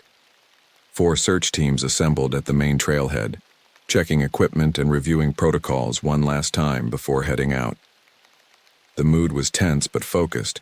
These were professionals who understood the dangers of the forest even under normal circumstances. I stood with Team 3, led by Mark Jenkins as Graves had promised. Our team included Lisa Reyes, a veteran ranger with a reputation for tracking skills, and Dr. Alan Hoffman, a wildlife biologist attached to the Forest Service who specialized in predator behavior. They both greeted me with professional courtesy, though I caught the skeptical glance Hoffman exchanged with Reyes when I described the creature again. So the way it moved, Hoffman pressed, adjusting his glasses. You said it was bipedal at times, but also moved on all 4s? It seemed comfortable either way, I replied, trying to find the right words. Like its spine was more flexible than a human's. When it ran, it used both arms and legs, close to the ground, but it could stand upright when it wanted to. Hoffman made a note in his small field book. And the coloration? Pale, you said? Almost white, translucent in places, like something that lives underground or in caves. There are cave systems in this part of Shawnee, Reyes pointed out. Mostly unexplored. Exactly, I said, grateful for her input. That's what I was thinking. Maybe it uses them as a den or a hunting ground. Mark interrupted our discussion with a curt nod toward Graves, who was gathering the team leaders for final instructions. While they conferred, I checked my weapon again, a nervous habit I'd developed since the encounter. The weight of the Glock was reassuring against my hip. When Mark returned, his expression was grim. We're taking the eastern quadrant, starting at the maintenance shed and working our way toward Oak Flat Trail. Teams 1 and 2 will approach from the north and west, and Team 4 will set up a perimeter to ensure nothing gets past us. And if we find it? Hoffman asked, his tone suggesting skepticism. Mark's answer was blunt. We eliminate the threat. Whatever it is, it's killed 2 people and nearly killed a ranger. We're not taking chances. With that sobering directive, we headed into the forest. The morning was unusually cool for July, a slight breeze stirring the leaves overhead. Birds called from the branches, normal forest sounds that had been notably absent during our previous ordeal. I took some comfort in that. Perhaps the creature had moved on, driven away by our intrusion or in search of easier prey. But as we ventured deeper, following the path Dina, Randy, and I had taken to escape that night, the forest grew quieter again. Not the complete silence of before, but a definite hush, as if the wildlife was holding its breath. Notice that? Reyes said quietly, pausing to listen. Birds stopped singing about 100 yards back. Hoffman nodded, his earlier skepticism fading in the face of tangible evidence. Could indicate a predator in the area. They sense it before we do. We approached the maintenance shed cautiously, weapons ready. The small structure looked much as we'd left it. The door closed but unbarred, the plywood still covering the window. But the roof showed clear evidence of the creature's attack. Splintered wood around a hole nearly 2 feet in diameter, claw marks scored deep into the aged shingles. Hoffman examined the damage with growing unease. No bear did this, he admitted, running his fingers along one of the gouges. The spacing is all wrong, and the pattern, it's almost like it was trying to solve a puzzle, testing different points systematically. That's exactly what it was doing, I said. It wasn't just strong, it was smart, methodical. We documented the damage with photographs and measurements, then continued toward the ridge where Randy had been attacked. The forest seemed to close in around us as we walked, the trees growing denser, the underbrush thicker. I found myself jumping at small sounds, a squirrel darting through fallen leaves, a branch creaking in the wind. At the ridge clearing, we found more evidence. Dark stains on the ground that could only be blood, some of it Randy's, some possibly the creature's from when I'd shot it. Hoffman took samples while Reyes and Mark secured the perimeter, watching the forest with wary eyes. "The distribution is consistent with your account," Hoffman said as he labeled the last sample vial. "There was definitely a violent confrontation here." "You sound surprised," I noted. He shrugged. "I deal in observable facts, McLeod. Until now, all I had was testimony, which is inherently subjective. This..." He held up a vial containing a dark, brownish-red substance. "This is objective, and it's not entirely consistent with any known predator species in this region." That was as close to validation as I was likely to get from the scientist. I nodded, scanning the trees around us.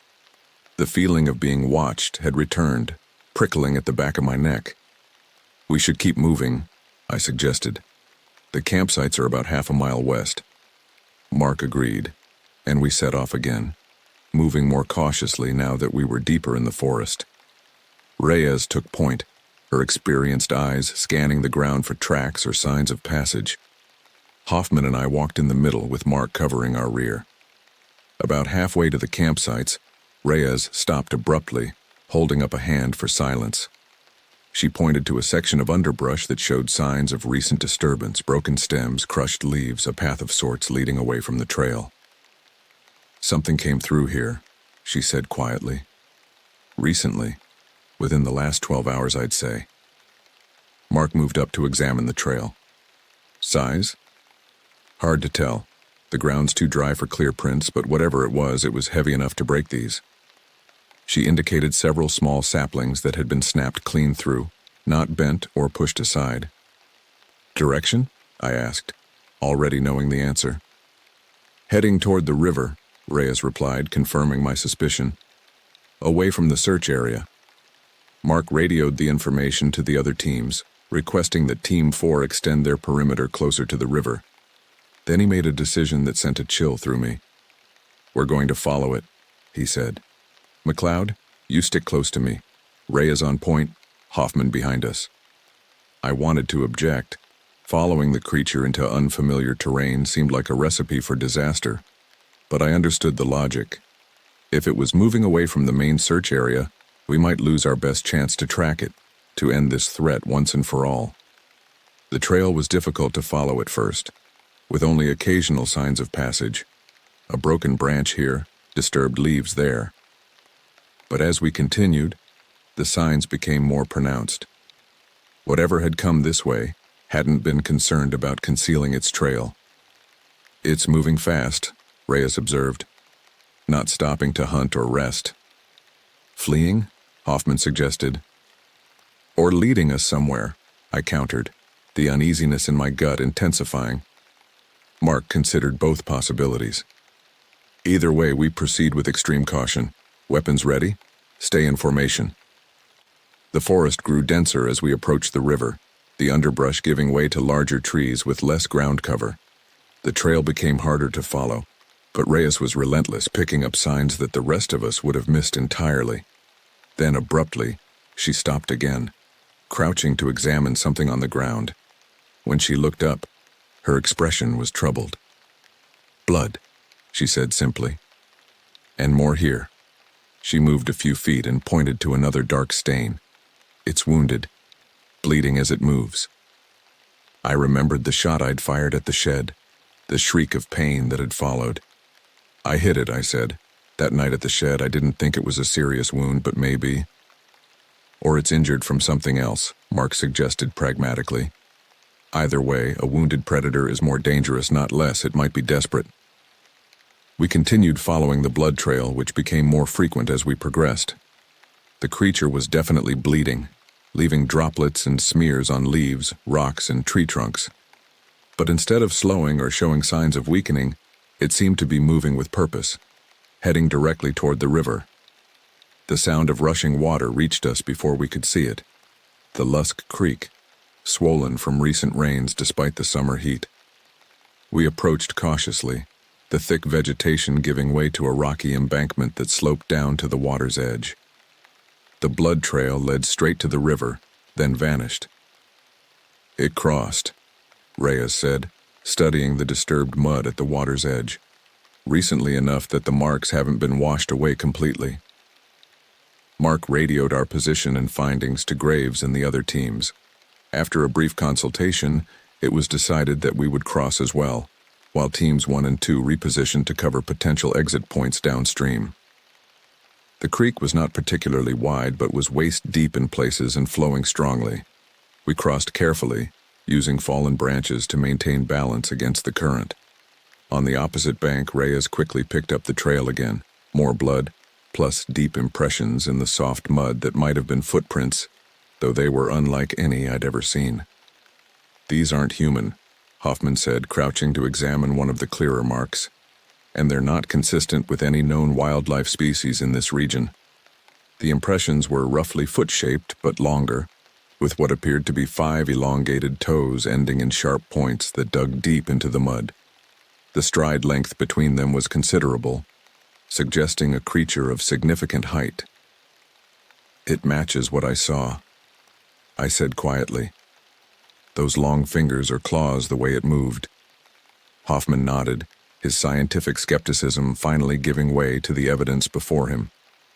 "This is something new," he admitted, "or at least previously undocumented." As we followed the trail away from the river, the forest changed character. The trees here were older, massive oaks and hickories that had likely stood for centuries.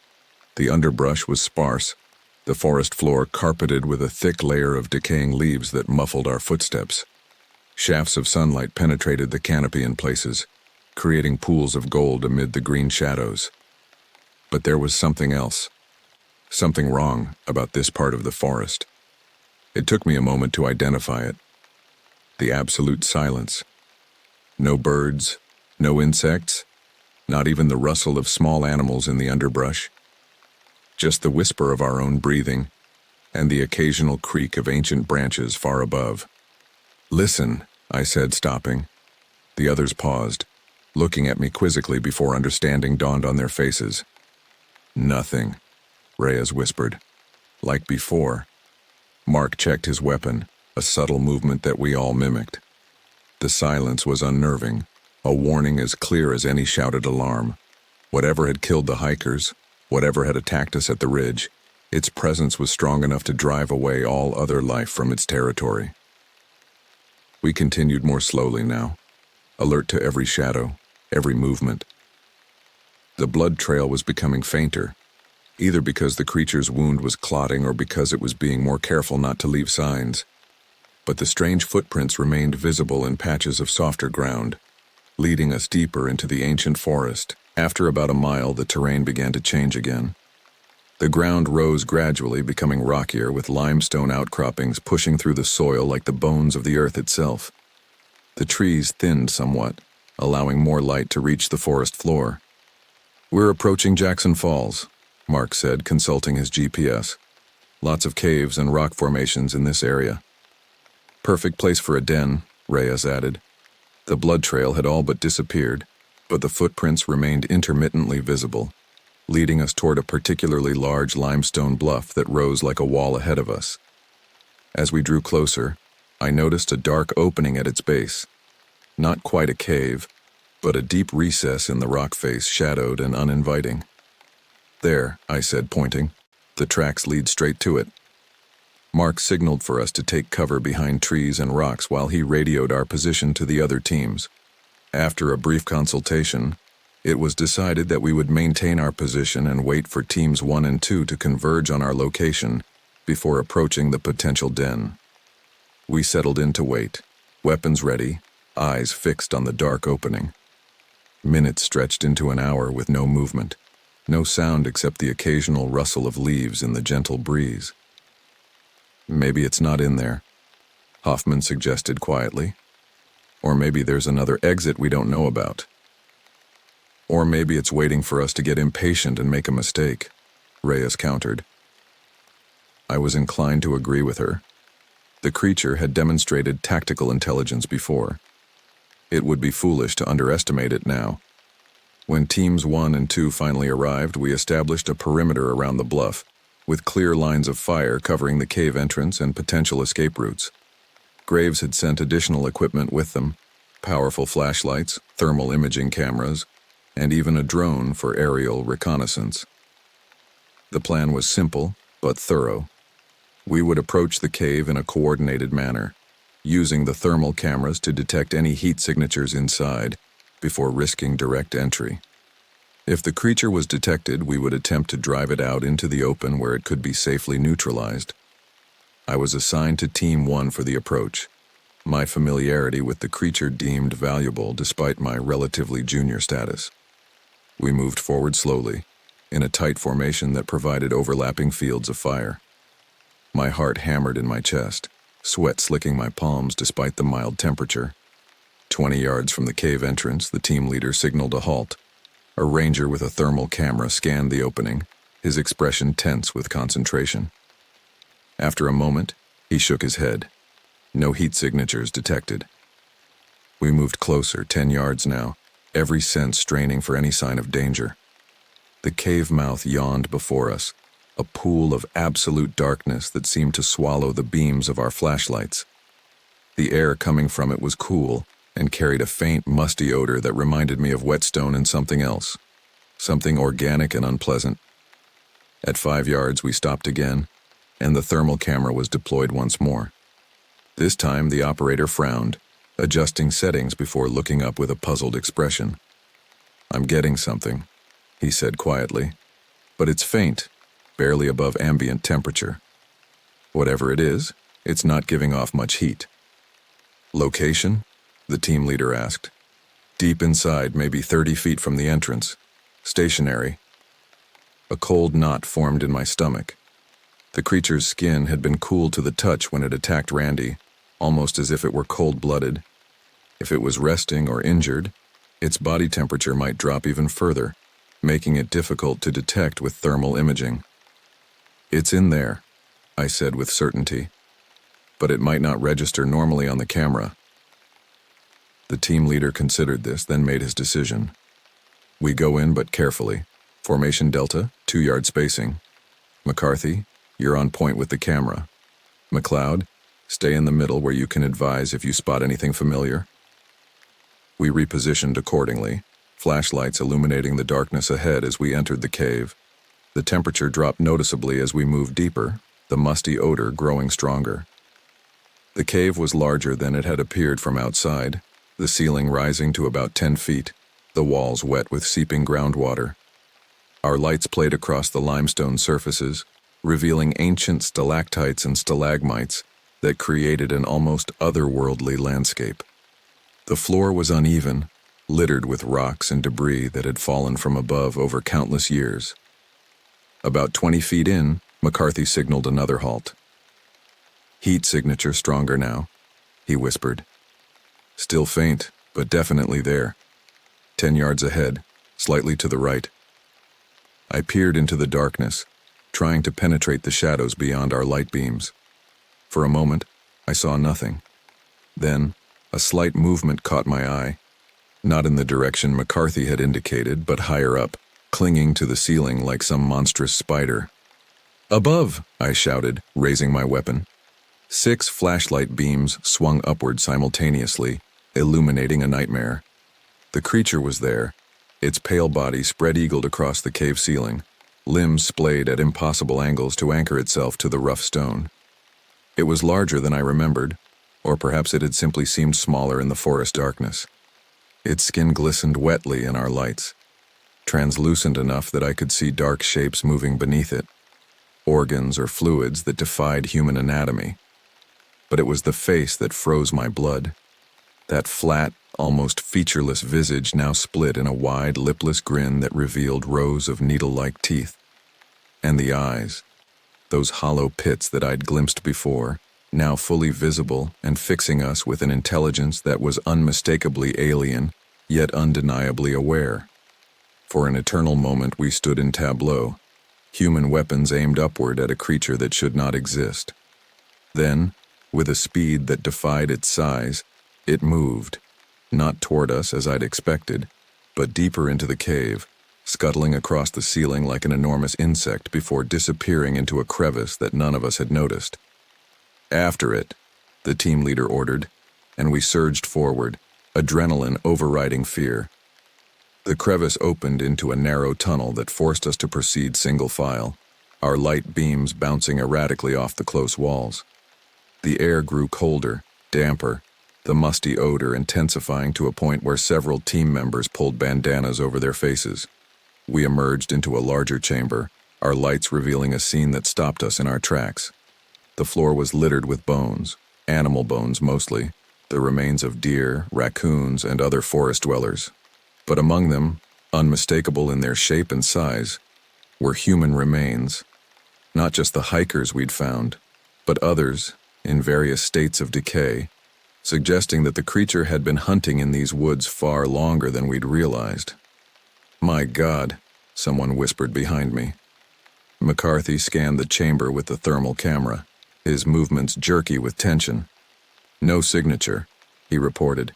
"It's gone, or it's hiding too well." The team leader radioed our findings to the outside teams, requesting additional personnel and equipment to secure and document the site. As he spoke, I moved carefully among the bones, my light picking out details I wish I hadn't seen. A hiking boot still containing foot bones, a backpack with Southern Illinois University logo, a camera with family photos still visible on its cracked screen. How many people had disappeared in these woods over the years, their fates unknown until now? How long had this creature been hunting here, taking its prey back to this macabre larder? A slight movement at the edge of my light beam snapped me back to the present. I swung my flashlight toward it, catching a glimpse of pale skin disappearing into another tunnel on the far side of the chamber. "There!" I shouted, already moving in pursuit. I heard the team leader call my name, ordering me to wait, but the sound was distant beneath the rush of blood in my ears. The creature had killed again and again, and would continue to kill if we didn't stop it.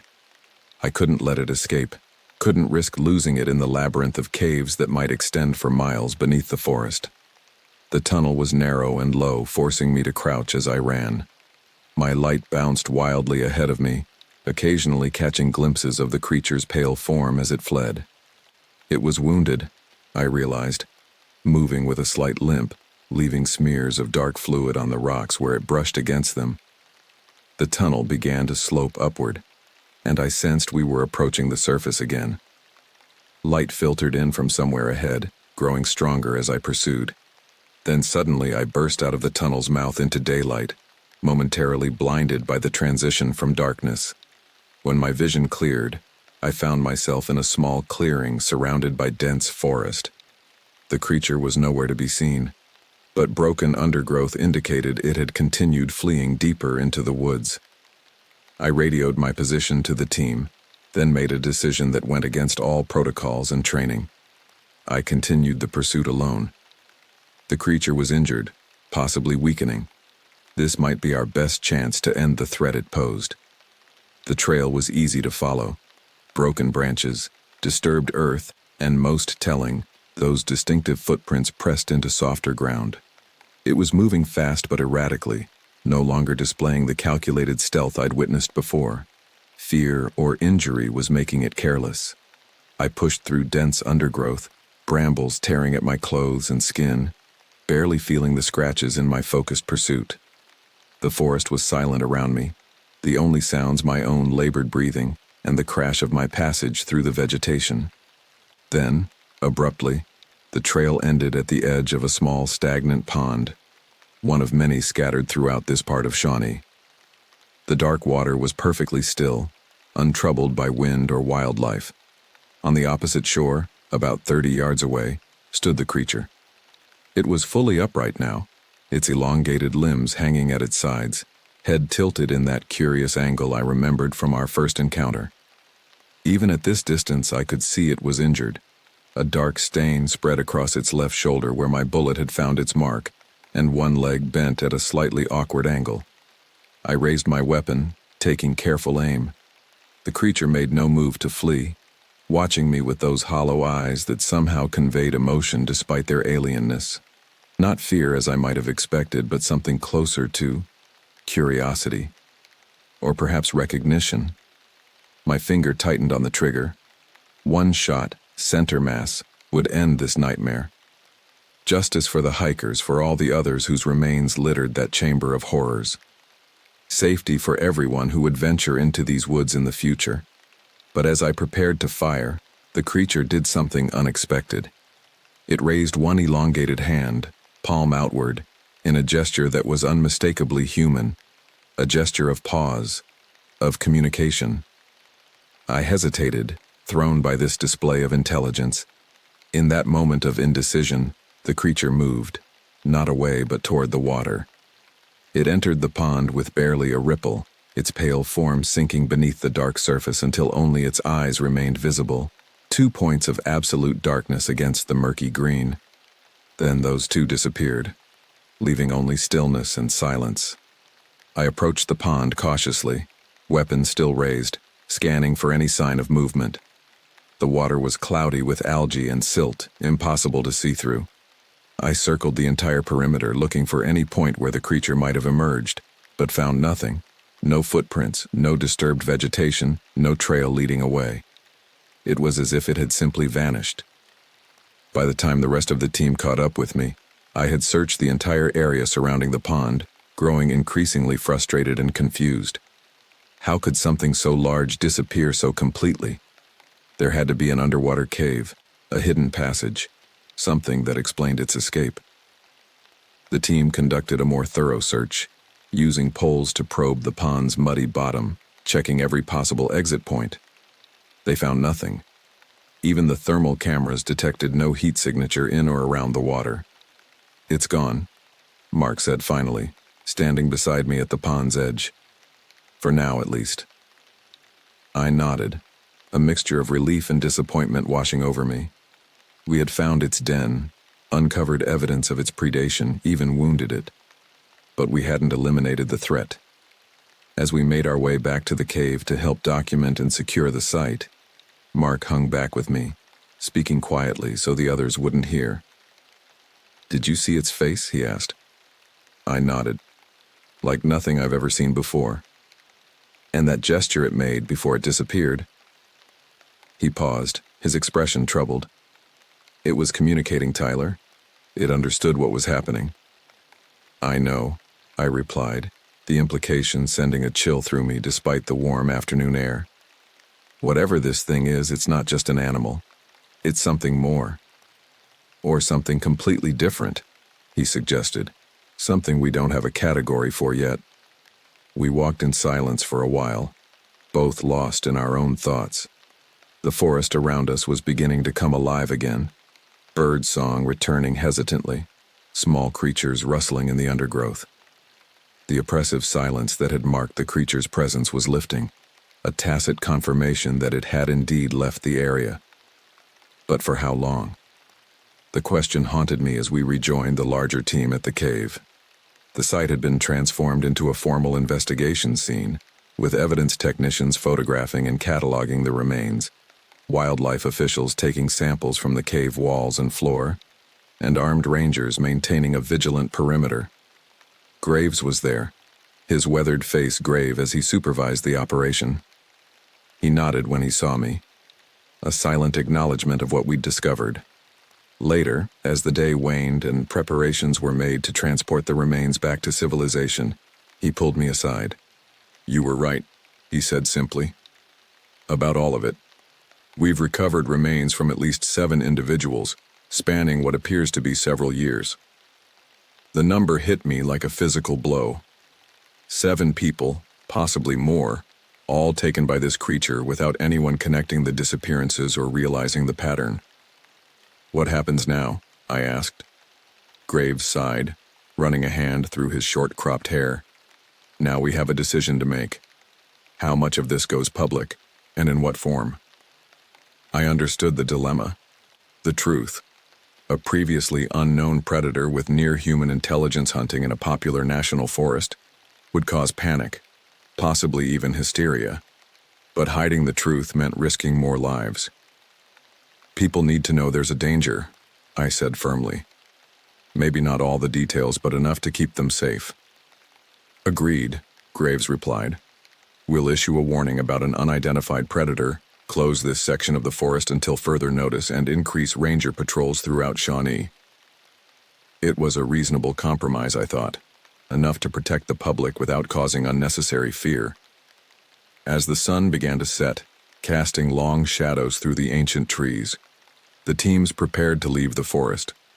The remains had been carefully removed, evidence collected, and a monitoring station set up near the cave to alert us if the creature returned. I took one last look at the dark opening in the limestone bluff, wondering if we'd ever truly understand what had made its home there, what had hunted these woods with such calculated precision. Part of me hoped we wouldn't, that the creature would disappear for good, becoming nothing more than a dark legend whispered among rangers and locals. But another part, the part that had seen its eyes and recognized the intelligence there, knew better. It had survived. It was injured but not defeated. And it had shown a capacity for adaptation that was truly frightening. It would return. And when it did, I would be waiting. 6 weeks passed. Summer gave way to early autumn, the forest's green canopy beginning to show hints of gold and crimson. The oppressive July heat broke, replaced by crisp mornings and pleasant afternoons that drew tourists to Shawnee in droves. Despite the warnings and restrictions still in place around Oak Flat Trail and Jackson Falls, I returned to normal duty after a mandatory 2-week leave and several sessions with a department psychologist who listened to my account with professional neutrality, neither believing nor disbelieving, simply noting my responses and assessing my fitness for duty. In the end, she cleared me to return to work, though she recommended I avoid solo patrols in the restricted areas for the time being. Randy recovered more slowly, his injuries requiring multiple surgeries and extensive physical therapy. The deep lacerations had damaged tendons and muscle, leaving his right arm significantly weaker than before. But his spirit remained unbroken, and by late August he was back at the station in a limited capacity, handling paperwork and coordination while continuing his rehabilitation. Dina never returned. She resigned officially in early August, citing personal reasons. I heard through the grapevine that she'd moved back to Chicago, as far from Shawnee's shadowed trails as she could reasonably get while remaining in Illinois. I couldn't blame her. Life at the ranger station settled into a new normal. We had a replacement for Dina, a transfer from Crab Orchard named Michael Delgado, mid-30s, experienced, with a quiet competence that helped fill the gap left by Randy's reduced physical capacity. He'd heard rumors about what happened, of course. Everyone in the region's Forest Service had, but he never asked me directly, and I never volunteered the information. The official story that emerged was carefully crafted. A previously undocumented predator species had been discovered in a remote section of Shawnee, responsible for several missing hikers over the years. The forest remained open, but certain areas were restricted while wildlife management protocols were implemented. Visitors were advised to stay on marked trails, travel in groups, and report any unusual sightings immediately. Most accepted this explanation without question. A few conspiracy theorists speculated online about government cover-ups and genetically engineered monsters, but their voices were lost in the general noise of the internet. The national media briefly picked up the story, focusing on the discovery of the missing hikers rather than the nature of what had killed them, before moving on to more pressing news. And throughout it all, there were no new sightings, no evidence that the creature had returned to its hunting grounds. The monitoring equipment at the cave remained silent. The motion sensors placed at strategic locations throughout the restricted area, triggered only by deer, raccoons, and other ordinary forest wildlife. Maybe it had died of its wounds, I thought sometimes. Or maybe it had simply moved on, finding new territory where it wouldn't be hunted. Either possibility should have brought relief, but instead, I found myself increasingly restless, scanning the forest with wary eyes whenever I patrolled, jumping at shadows and sounds that would have seemed innocuous before. It didn't help that I was still having nightmares, vivid dreams of pale limbs and hollow eyes, of being pursued through endless trees by something I couldn't quite see. I'd wake gasping, sheets soaked with sweat, reaching instinctively for the gun I now kept under my pillow rather than in the nightstand drawer. On a cool September morning, I arrived at the station to find Randy already at his desk, reviewing overnight reports with a cup of coffee that steamed in the early chill. He looked up as I entered, nodding in greeting. "McLeod," he said, pushing a folder across the desk. "Got something you should see." I hung my jacket on the rack by the door and moved to take the folder, curious. Inside was a single-page report filed by a maintenance worker who'd been clearing fallen branches from a trail near Bellsmith Springs, about 10 miles from the restricted area. The worker reported finding unusual tracks in a muddy section of the trail. "Not like any animal I've seen before," he wrote. Long, with 5 finger-like marks at one end, made the hair on my neck stand up. I felt a cold weight settle in my stomach as I read. "When was this?" "Yesterday afternoon," Randy replied, watching my reaction carefully. "I've already sent Mark to check it out, but I thought you'd want to know." I nodded, grateful for his discretion. We'd developed an unspoken agreement in the weeks since the incident. He would keep me informed of anything that might be related to the creature, and in return, I wouldn't do anything stupid like go looking for it alone. "Could be nothing," I said, trying to sound casual. "Deer tracks distorted by rain or kids playing pranks." Randy's expression remained serious. "Could be," he agreed.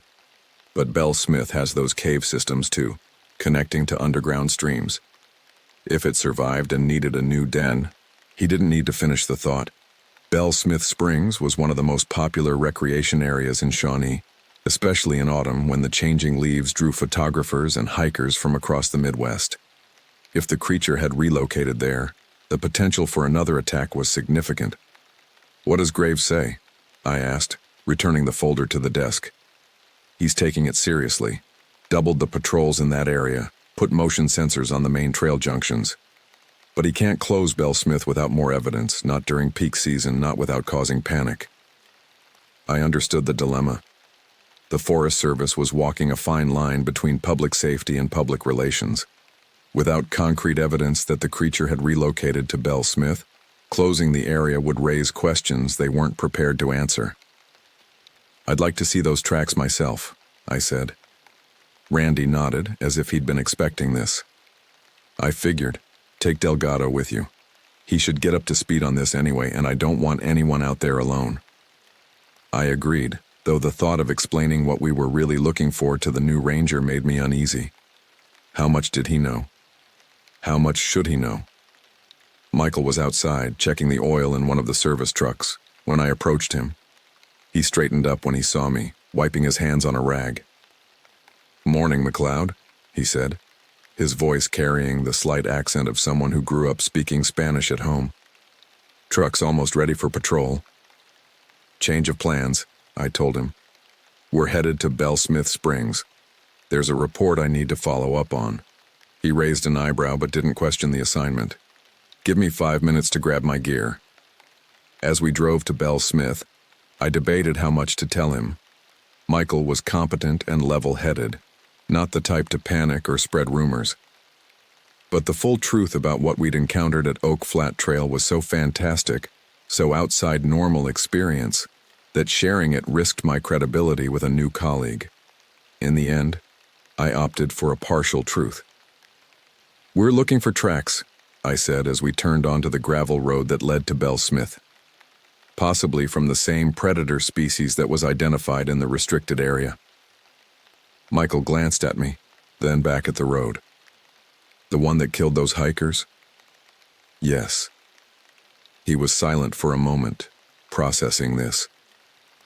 I heard things, he said finally, about what it might have been. Some people say bear or mountain lion, but there are no bears in Shawnee, I interrupted automatically. He smiled slightly. That's what I thought too. So what are we really looking for, McLeod? I hesitated, then decided honesty was the best approach. Something I've never seen before, and hope never to see again. It's big, smart, and dangerous. If we find evidence it's moved to Belle Smith, we need to report it immediately. No heroics, no pursuit. He nodded, accepting these parameters without further questions. I appreciated his professionalism. He could tell there was more to the story, but he didn't press for details I wasn't ready to share. Belle Smith Springs was quiet when we arrived, the parking area holding only a few cars despite the perfect hiking weather. Most visitors came on weekends, leaving weekdays relatively peaceful. This suited our purpose. We could examine the tracks without curious onlookers. The maintenance worker had included coordinates in his report, directing us to a section of trail about a mile from the main entrance. We hiked in silence, both scanning the forest with practiced eyes. The woods were alive with normal sounds: birds calling, squirrels chattering, the rustle of leaves in the gentle breeze. None of the oppressive silence that had marked the creature's presence at Oak Flat. When we reached the reported location, I immediately saw what had alarmed the worker. In a muddy section of trail, partially preserved despite the dry weather, was a series of tracks that matched the distinctive impressions we'd found near the creature's cave. Elongated, with 5 finger marks at one end, spaced at intervals that suggested a stride length far greater than any human's. Michael crouched beside them, his expression changing from professional curiosity to something more akin to apprehension as he studied the unusual pattern. "What makes tracks like these?" he asked quietly. "You wouldn't believe me if I told you," I replied, kneeling to examine them more closely. The impressions were crisp, well-defined, despite being at least a day old. The creature had been moving quickly but deliberately, not fleeing or pursuing, just passing through. The tracks led from the direction of a small stream that fed into the springs, crossed the trail, and continued into the dense forest beyond. "We should follow them," Michael suggested, straightening up. "See where they lead." I shook my head firmly. "No. We document, we report, we let Graves decide next steps. This isn't something we pursue without backup and a solid plan." The memory of my solitary chase that had ended at the stagnant pond flashed through my mind. The creature's intelligent eyes, its human-like gesture before disappearing beneath the dark water. I'd been lucky to escape that encounter unscathed. Michael looked like he wanted to argue but nodded in agreement. We photographed the tracks from multiple angles, took measurements, and made detailed notes about the surrounding area. Then we radioed our findings to the station, where Randy relayed them directly to Graves. The response was swift and decisive. A team would be assembled immediately, with orders to track the creature and determine if it had indeed established a new territory at Belle Smith Springs. Until then, Michael and I were to remain on site, monitoring the area and warning any hikers to stay on the main trails. "They're taking it seriously," I told Michael as I signed off with Randy. "Search team will be here within 2 hours." He nodded, his expression now solemn. "So we just wait?" "We patrol," I corrected. "Make sure no one wanders too close to where these tracks lead. But we stay together and we stay alert." For the next hour, we walked the main loop trail, intercepting the few hikers we encountered and redirecting them toward the more popular areas of Belle Smith. Most accepted our vague explanations about wildlife management activities without question, though a few seemed disappointed at having their exploration curtailed. As we completed our second circuit, I noticed a change in the forest atmosphere. The birds had gone quiet, their cheerful calls replaced by an uneasy silence that spread like a stain through the woods. A chill that had nothing to do with the autumn air crept up my spine. "Do you hear that?" I asked Michael, stopping in the middle of the trail. He paused, head cocked slightly. "Hear what?" "Exactly," I replied. "Nothing." Understanding dawned on his face. followed by a wariness I recognized all too well. His hand moved instinctively to the sidearm at his hip. "It's here," I said quietly. "Close." Michael's eyes scanned the surrounding forest. "What do we do?"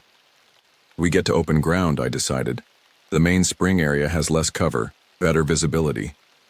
We moved quickly but cautiously, alert to every shadow, every subtle movement among the trees. The silence deepened as we walked, pressing against us like a physical force. Even our footsteps seemed muted, absorbed by the watching forest. The mainspring area of Bell Smith was a natural amphitheater of stone, where clear water bubbled from underground sources to form a series of shallow pools before flowing downhill into the creek.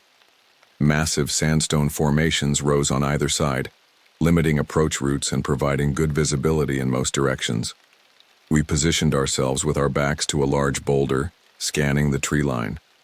I radioed Randy again, updating him on the situation and requesting that the search team approach with extreme caution. "They're 20 minutes out," he replied, concern evident in his voice. "Can you hold position safely until then?" "I think so," I said, though I was far from certain. "We've got good visibility here, and it hasn't shown itself yet." "Be careful, McLeod," Randy said simply before signing off. The minutes crawled by, each second stretching into what felt like hours. The silence remained absolute, broken only by the gentle gurgle of the spring behind us and our own measured breathing. Michael remained remarkably composed, though I could see tension in the set of his shoulders, the way his eyes constantly swept the forest edge. "Will I know it when I see it?" he asked quietly. "Trust me," I replied. "There's no mistaking it for anything natural." Another 5 minutes passed. Then, almost imperceptibly, I began to hear sounds returning to the forest. A hesitant birdsong here, the rustle of a squirrel there. The oppressive silence was lifting, receding like a tide. "It's moving away," I realized aloud. "The wildlife is coming back." Michael frowned. "Is that good or bad?" "I'm not sure," I admitted. "It could mean it's not hunting, just passing through, or it could mean—" A scream cut through the forest, distant but unmistakable. A woman's voice, high with terror, coming from somewhere near the Devil's Backbone Trail, about half a mile from our position. We moved instantly, all caution forgotten in the face of immediate danger. Racing down the path toward the source of the scream, we drew our weapons, prepared for the worst. The Devil's Backbone was a series of massive sandstone formations that jutted from the earth like the vertebrae of some ancient beast, creating narrow passages and small caves among the rocks. It was a popular spot for photographers and climbers, despite occasional warnings about the dangers of the steep drops and unstable footing. As we approached, I heard voices, multiple people shouting in panic. Rounding a bend in the trail, we encountered a group of 4 hikers, 2 men and 2 women, backing away from something hidden behind a large outcropping. "It took him!" one of the women cried when she saw us, her face pale with shock. "It just grabbed Mike and dragged him in there." I moved past them, gesturing for Michael to stay with the group. "How many in your party?" I asked quickly. 5, one of the men answered, his voice shaking. "We were taking pictures by the rocks when this thing came out of nowhere. It grabbed Mike by the leg and pulled him into that crevice before we could do anything." The crevice they indicated was a narrow gap between 2 massive sandstone slabs, barely wide enough for a person to squeeze through. Dark and uninviting, it appeared to lead deeper into the rock formation.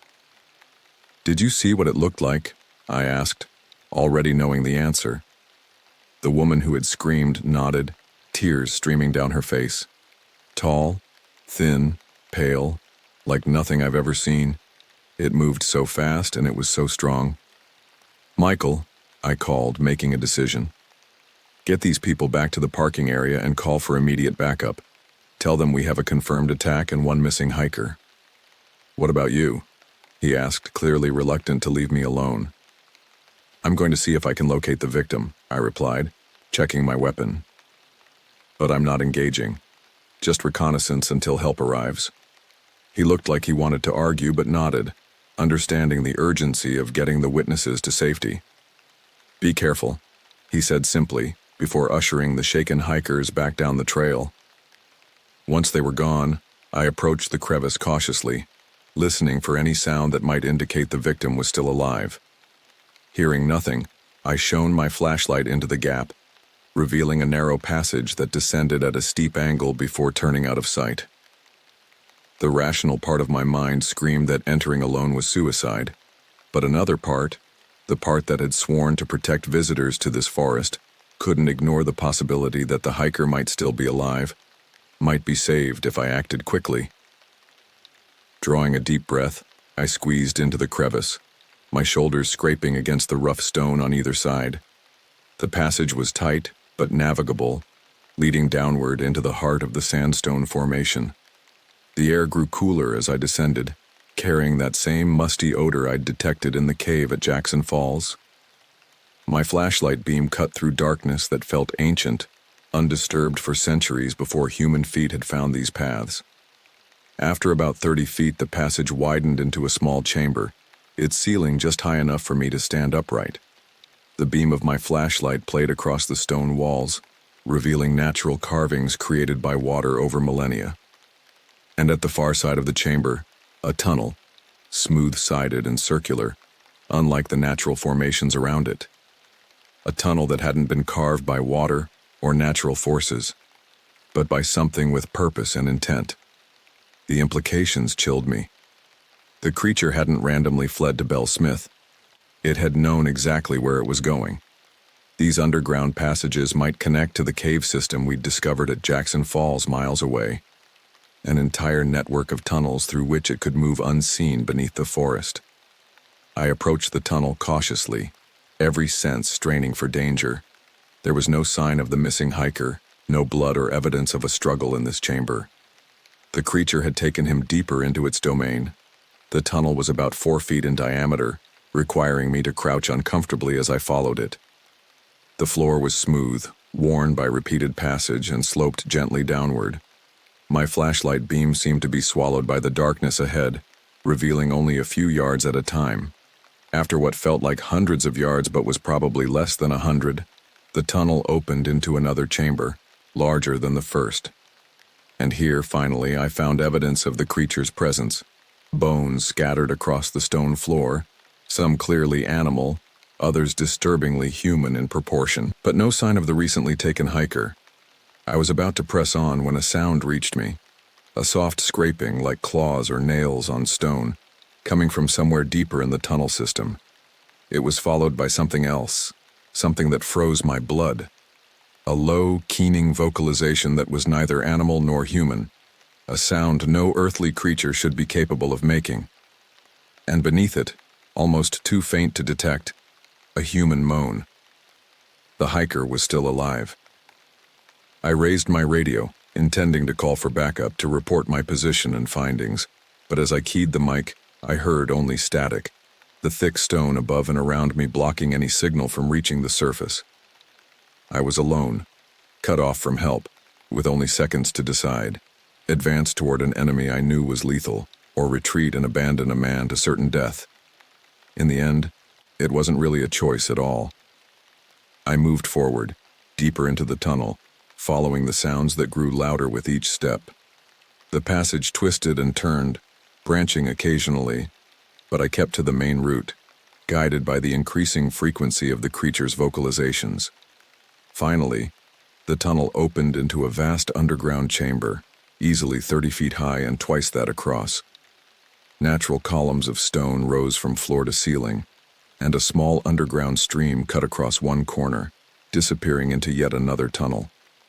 My flashlight beam swept the space, seeking the source of the sounds. In the center of the chamber, partially hidden behind a stone column, lay the missing hiker, a young man in his 20s, his leg bent at an unnatural angle, but clearly alive, his chest rising and falling with pained breaths. And crouched over him, its back to me, was the creature. It had changed since I'd last seen it. Its pale skin was now marked with dark patches, almost like bruises, and it seemed thinner, more angular. The wound in its shoulder had healed, leaving a puckered scar that was darker than the surrounding tissue. It was doing something to the hiker, not killing him immediately as it had the students at Oak Flat, but examining him with those elongated fingers, tilting its head in that curious angle that suggested scientific interest rather than simple predatory intent. I raised my weapon, taking careful aim. One shot, center mass, just as I'd planned at the pond. But before I could fire, the creature stiffened, its head swiveling toward me with inhuman speed.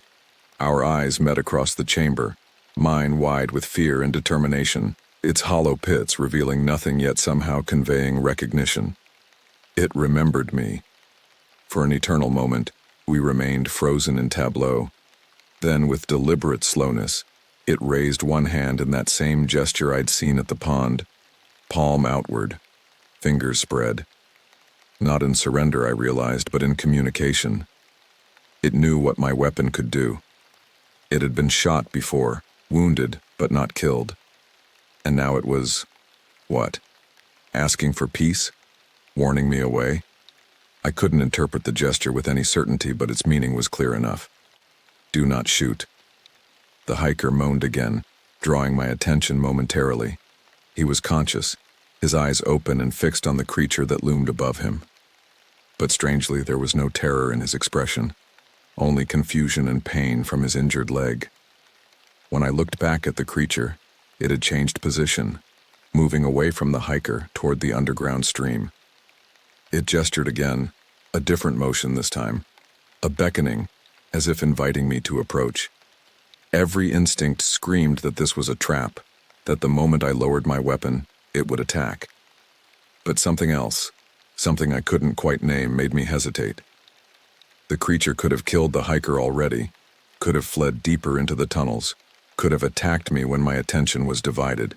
Instead, it was waiting, watching, communicating in its alien way.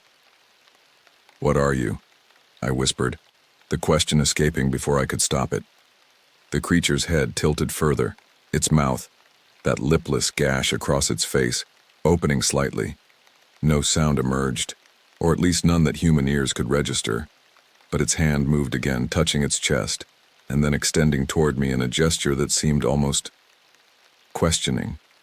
I kept my weapon raised, but took a single step forward, then another. The hiker was watching our interaction with wide, pain-glazed eyes, his breathing shallow but steady. "My leg," he managed to gasp. It fixed my leg. Was bleeding. Stopped it. I glanced down and saw that he was right. The unnatural angle of his leg suggested a compound fracture, but there was no blood, no protruding bone. Instead, a pale, web-like substance wrapped the injured limb, a makeshift splint or bandage unlike anything I'd seen before. The creature had not been harming him, it had been treating his injury. This realization staggered me, forcing a complete recalibration of everything I thought I knew about the entity before me. If it was capable of recognizing injury and attempting to address it, what else might it comprehend? What level of intelligence and awareness was I facing? The creature moved again, backing slowly toward the stream, never taking its eyes from me or my raised weapon. When it reached the water's edge, it made one final gesture, a slow, deliberate motion that seemed to encompass the entire chamber, the tunnels, the forest above. Then it slipped into the water and was gone, disappearing beneath the surface just as it had at the pond weeks before. I rushed to the stream's edge, shining my light into the dark water, but saw nothing, no movement, no disturbance beyond the gentle current. Whatever passages existed beneath the water were hidden from human eyes, known only to the creature that now called this forest home. Turning my attention to the injured hiker, I helped him to a sitting position, examining the strange bandage on his leg. It was firm yet slightly elastic, holding the broken bone in place without cutting off circulation. "We need to get you out of here," I said, already calculating how I might move him through the narrow tunnels alone. "What was that thing?" he asked, his voice steadier now. "It came out of nowhere, grabbed me. I thought I was dead. But then it brought me here. And when it saw my leg was broken, He gestured helplessly at the bandage. It helped me. Why would it do that? I had no answer for him, no explanation that would make sense of what he'd experienced. The creature's actions defied simple categorization, suggesting a complexity of motivation and understanding that went far beyond instinctive predatory behavior. "Let's focus on getting you to safety," I said instead. "Can you move at all?" He nodded, grimacing as he shifted his weight. "With help, maybe. It doesn't hurt as much as it should."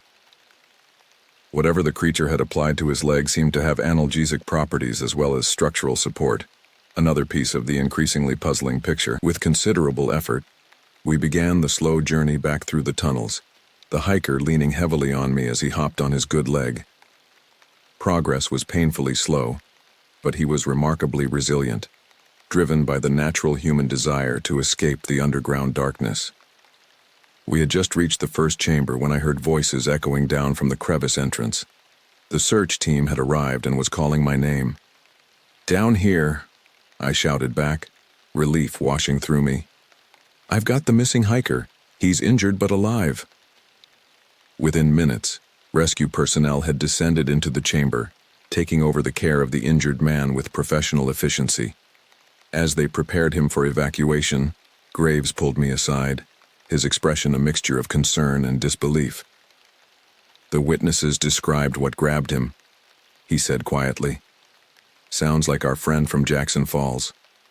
I nodded. It was. But Graves, something's different. It didn't kill him. It was treating his injury when I found them. Graves's eyes widened slightly. Treating? That bandage on his leg, the creature applied it, stopped the bleeding? I hesitated, then added, "And it communicated with me. Not verbally, but through gestures. It seemed to understand." He was silent for a long moment, processing this information. "Where is it now?" "Gone. Disappeared into an underground stream. There's a whole network of tunnels down here, Graves. It could be anywhere beneath the forest." He nodded slowly. "We'll need to map these passages, set up monitoring equipment like we did at Jackson Falls.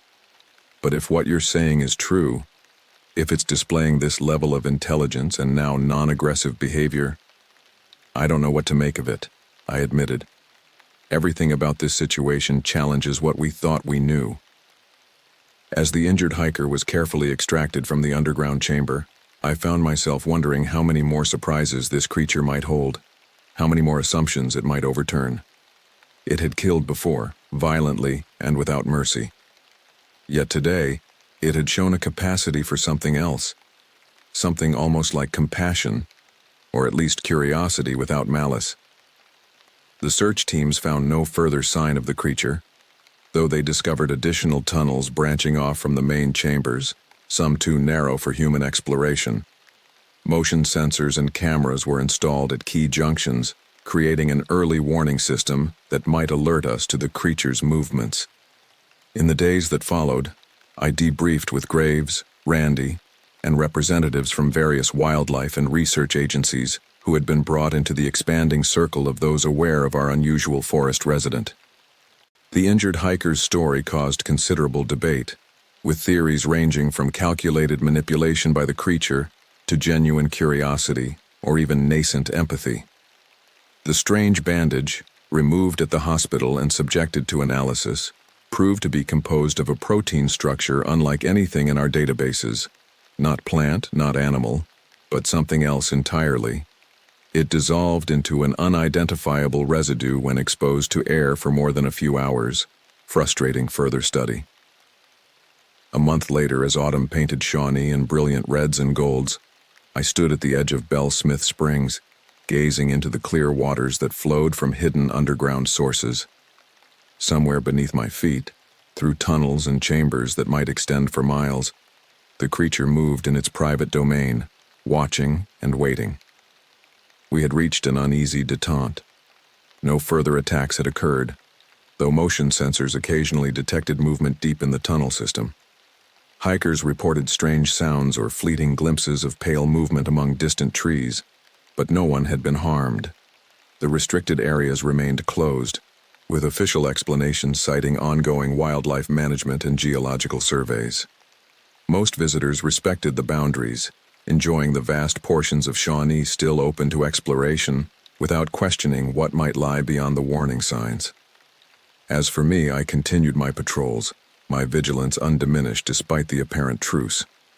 I carried my sidearm always, never hiked alone in remote areas, and constantly scanned the forest with wary eyes. The nightmares had become less frequent but hadn't disappeared entirely. Pale limbs and hollow eyes still haunted my sleep on occasion. But something else had changed within me, a growing certainty that the creature we had discovered was not simply a predator to be eliminated, but something far more complex, something that challenged our understanding of intelligence, of awareness, perhaps even of what it meant to be a thinking being.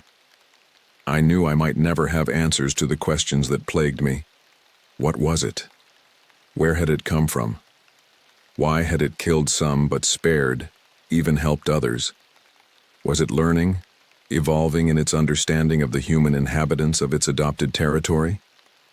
Perhaps some mysteries were meant to remain unsolved, some questions unanswered. The forest keeps its secrets well, revealing them only to those who wander too far from the marked trails, who venture into shadows where ancient things wait with patient hunger or curious intent. I still picture that pale outline drifting between tree trunks whenever dusk settles too heavily. Still feel a chill when the forest falls too silent around me. It's not proof of anything to anyone else, but I know what we found, and I know it felt real enough to leave me wary of quiet woods forever. I got out alive, but I'm not sure what comfort that brings. Knowing something so strange shares the wilderness with us unseen and unchallenged. Something that watches from hollow eyes, that moves with impossible grace through darkness no human was meant to penetrate. Something that kills and heals, that hunts and studies, that exists beyond our understanding yet shares our world. The forest remains. The memory remains. And somewhere in Shawnee's shadowed heart, the watcher remains as well, waiting for those who stray too far from safety, those who forget that not all dark corners of the world have been mapped and measured and made safe for human passage. Some corners still belong to older things, to patient hunters with endless time and unknowable intent. And in those corners, we are not the observers, but the observed, not the hunters, but the hunted, not the knowers, but the known. Remember that, should you ever find yourself alone in the woods as darkness falls, when the birds go silent and the air grows heavy with watching presence. Remember and stay on the path. I didn't. And now I'll never walk the forest alone again.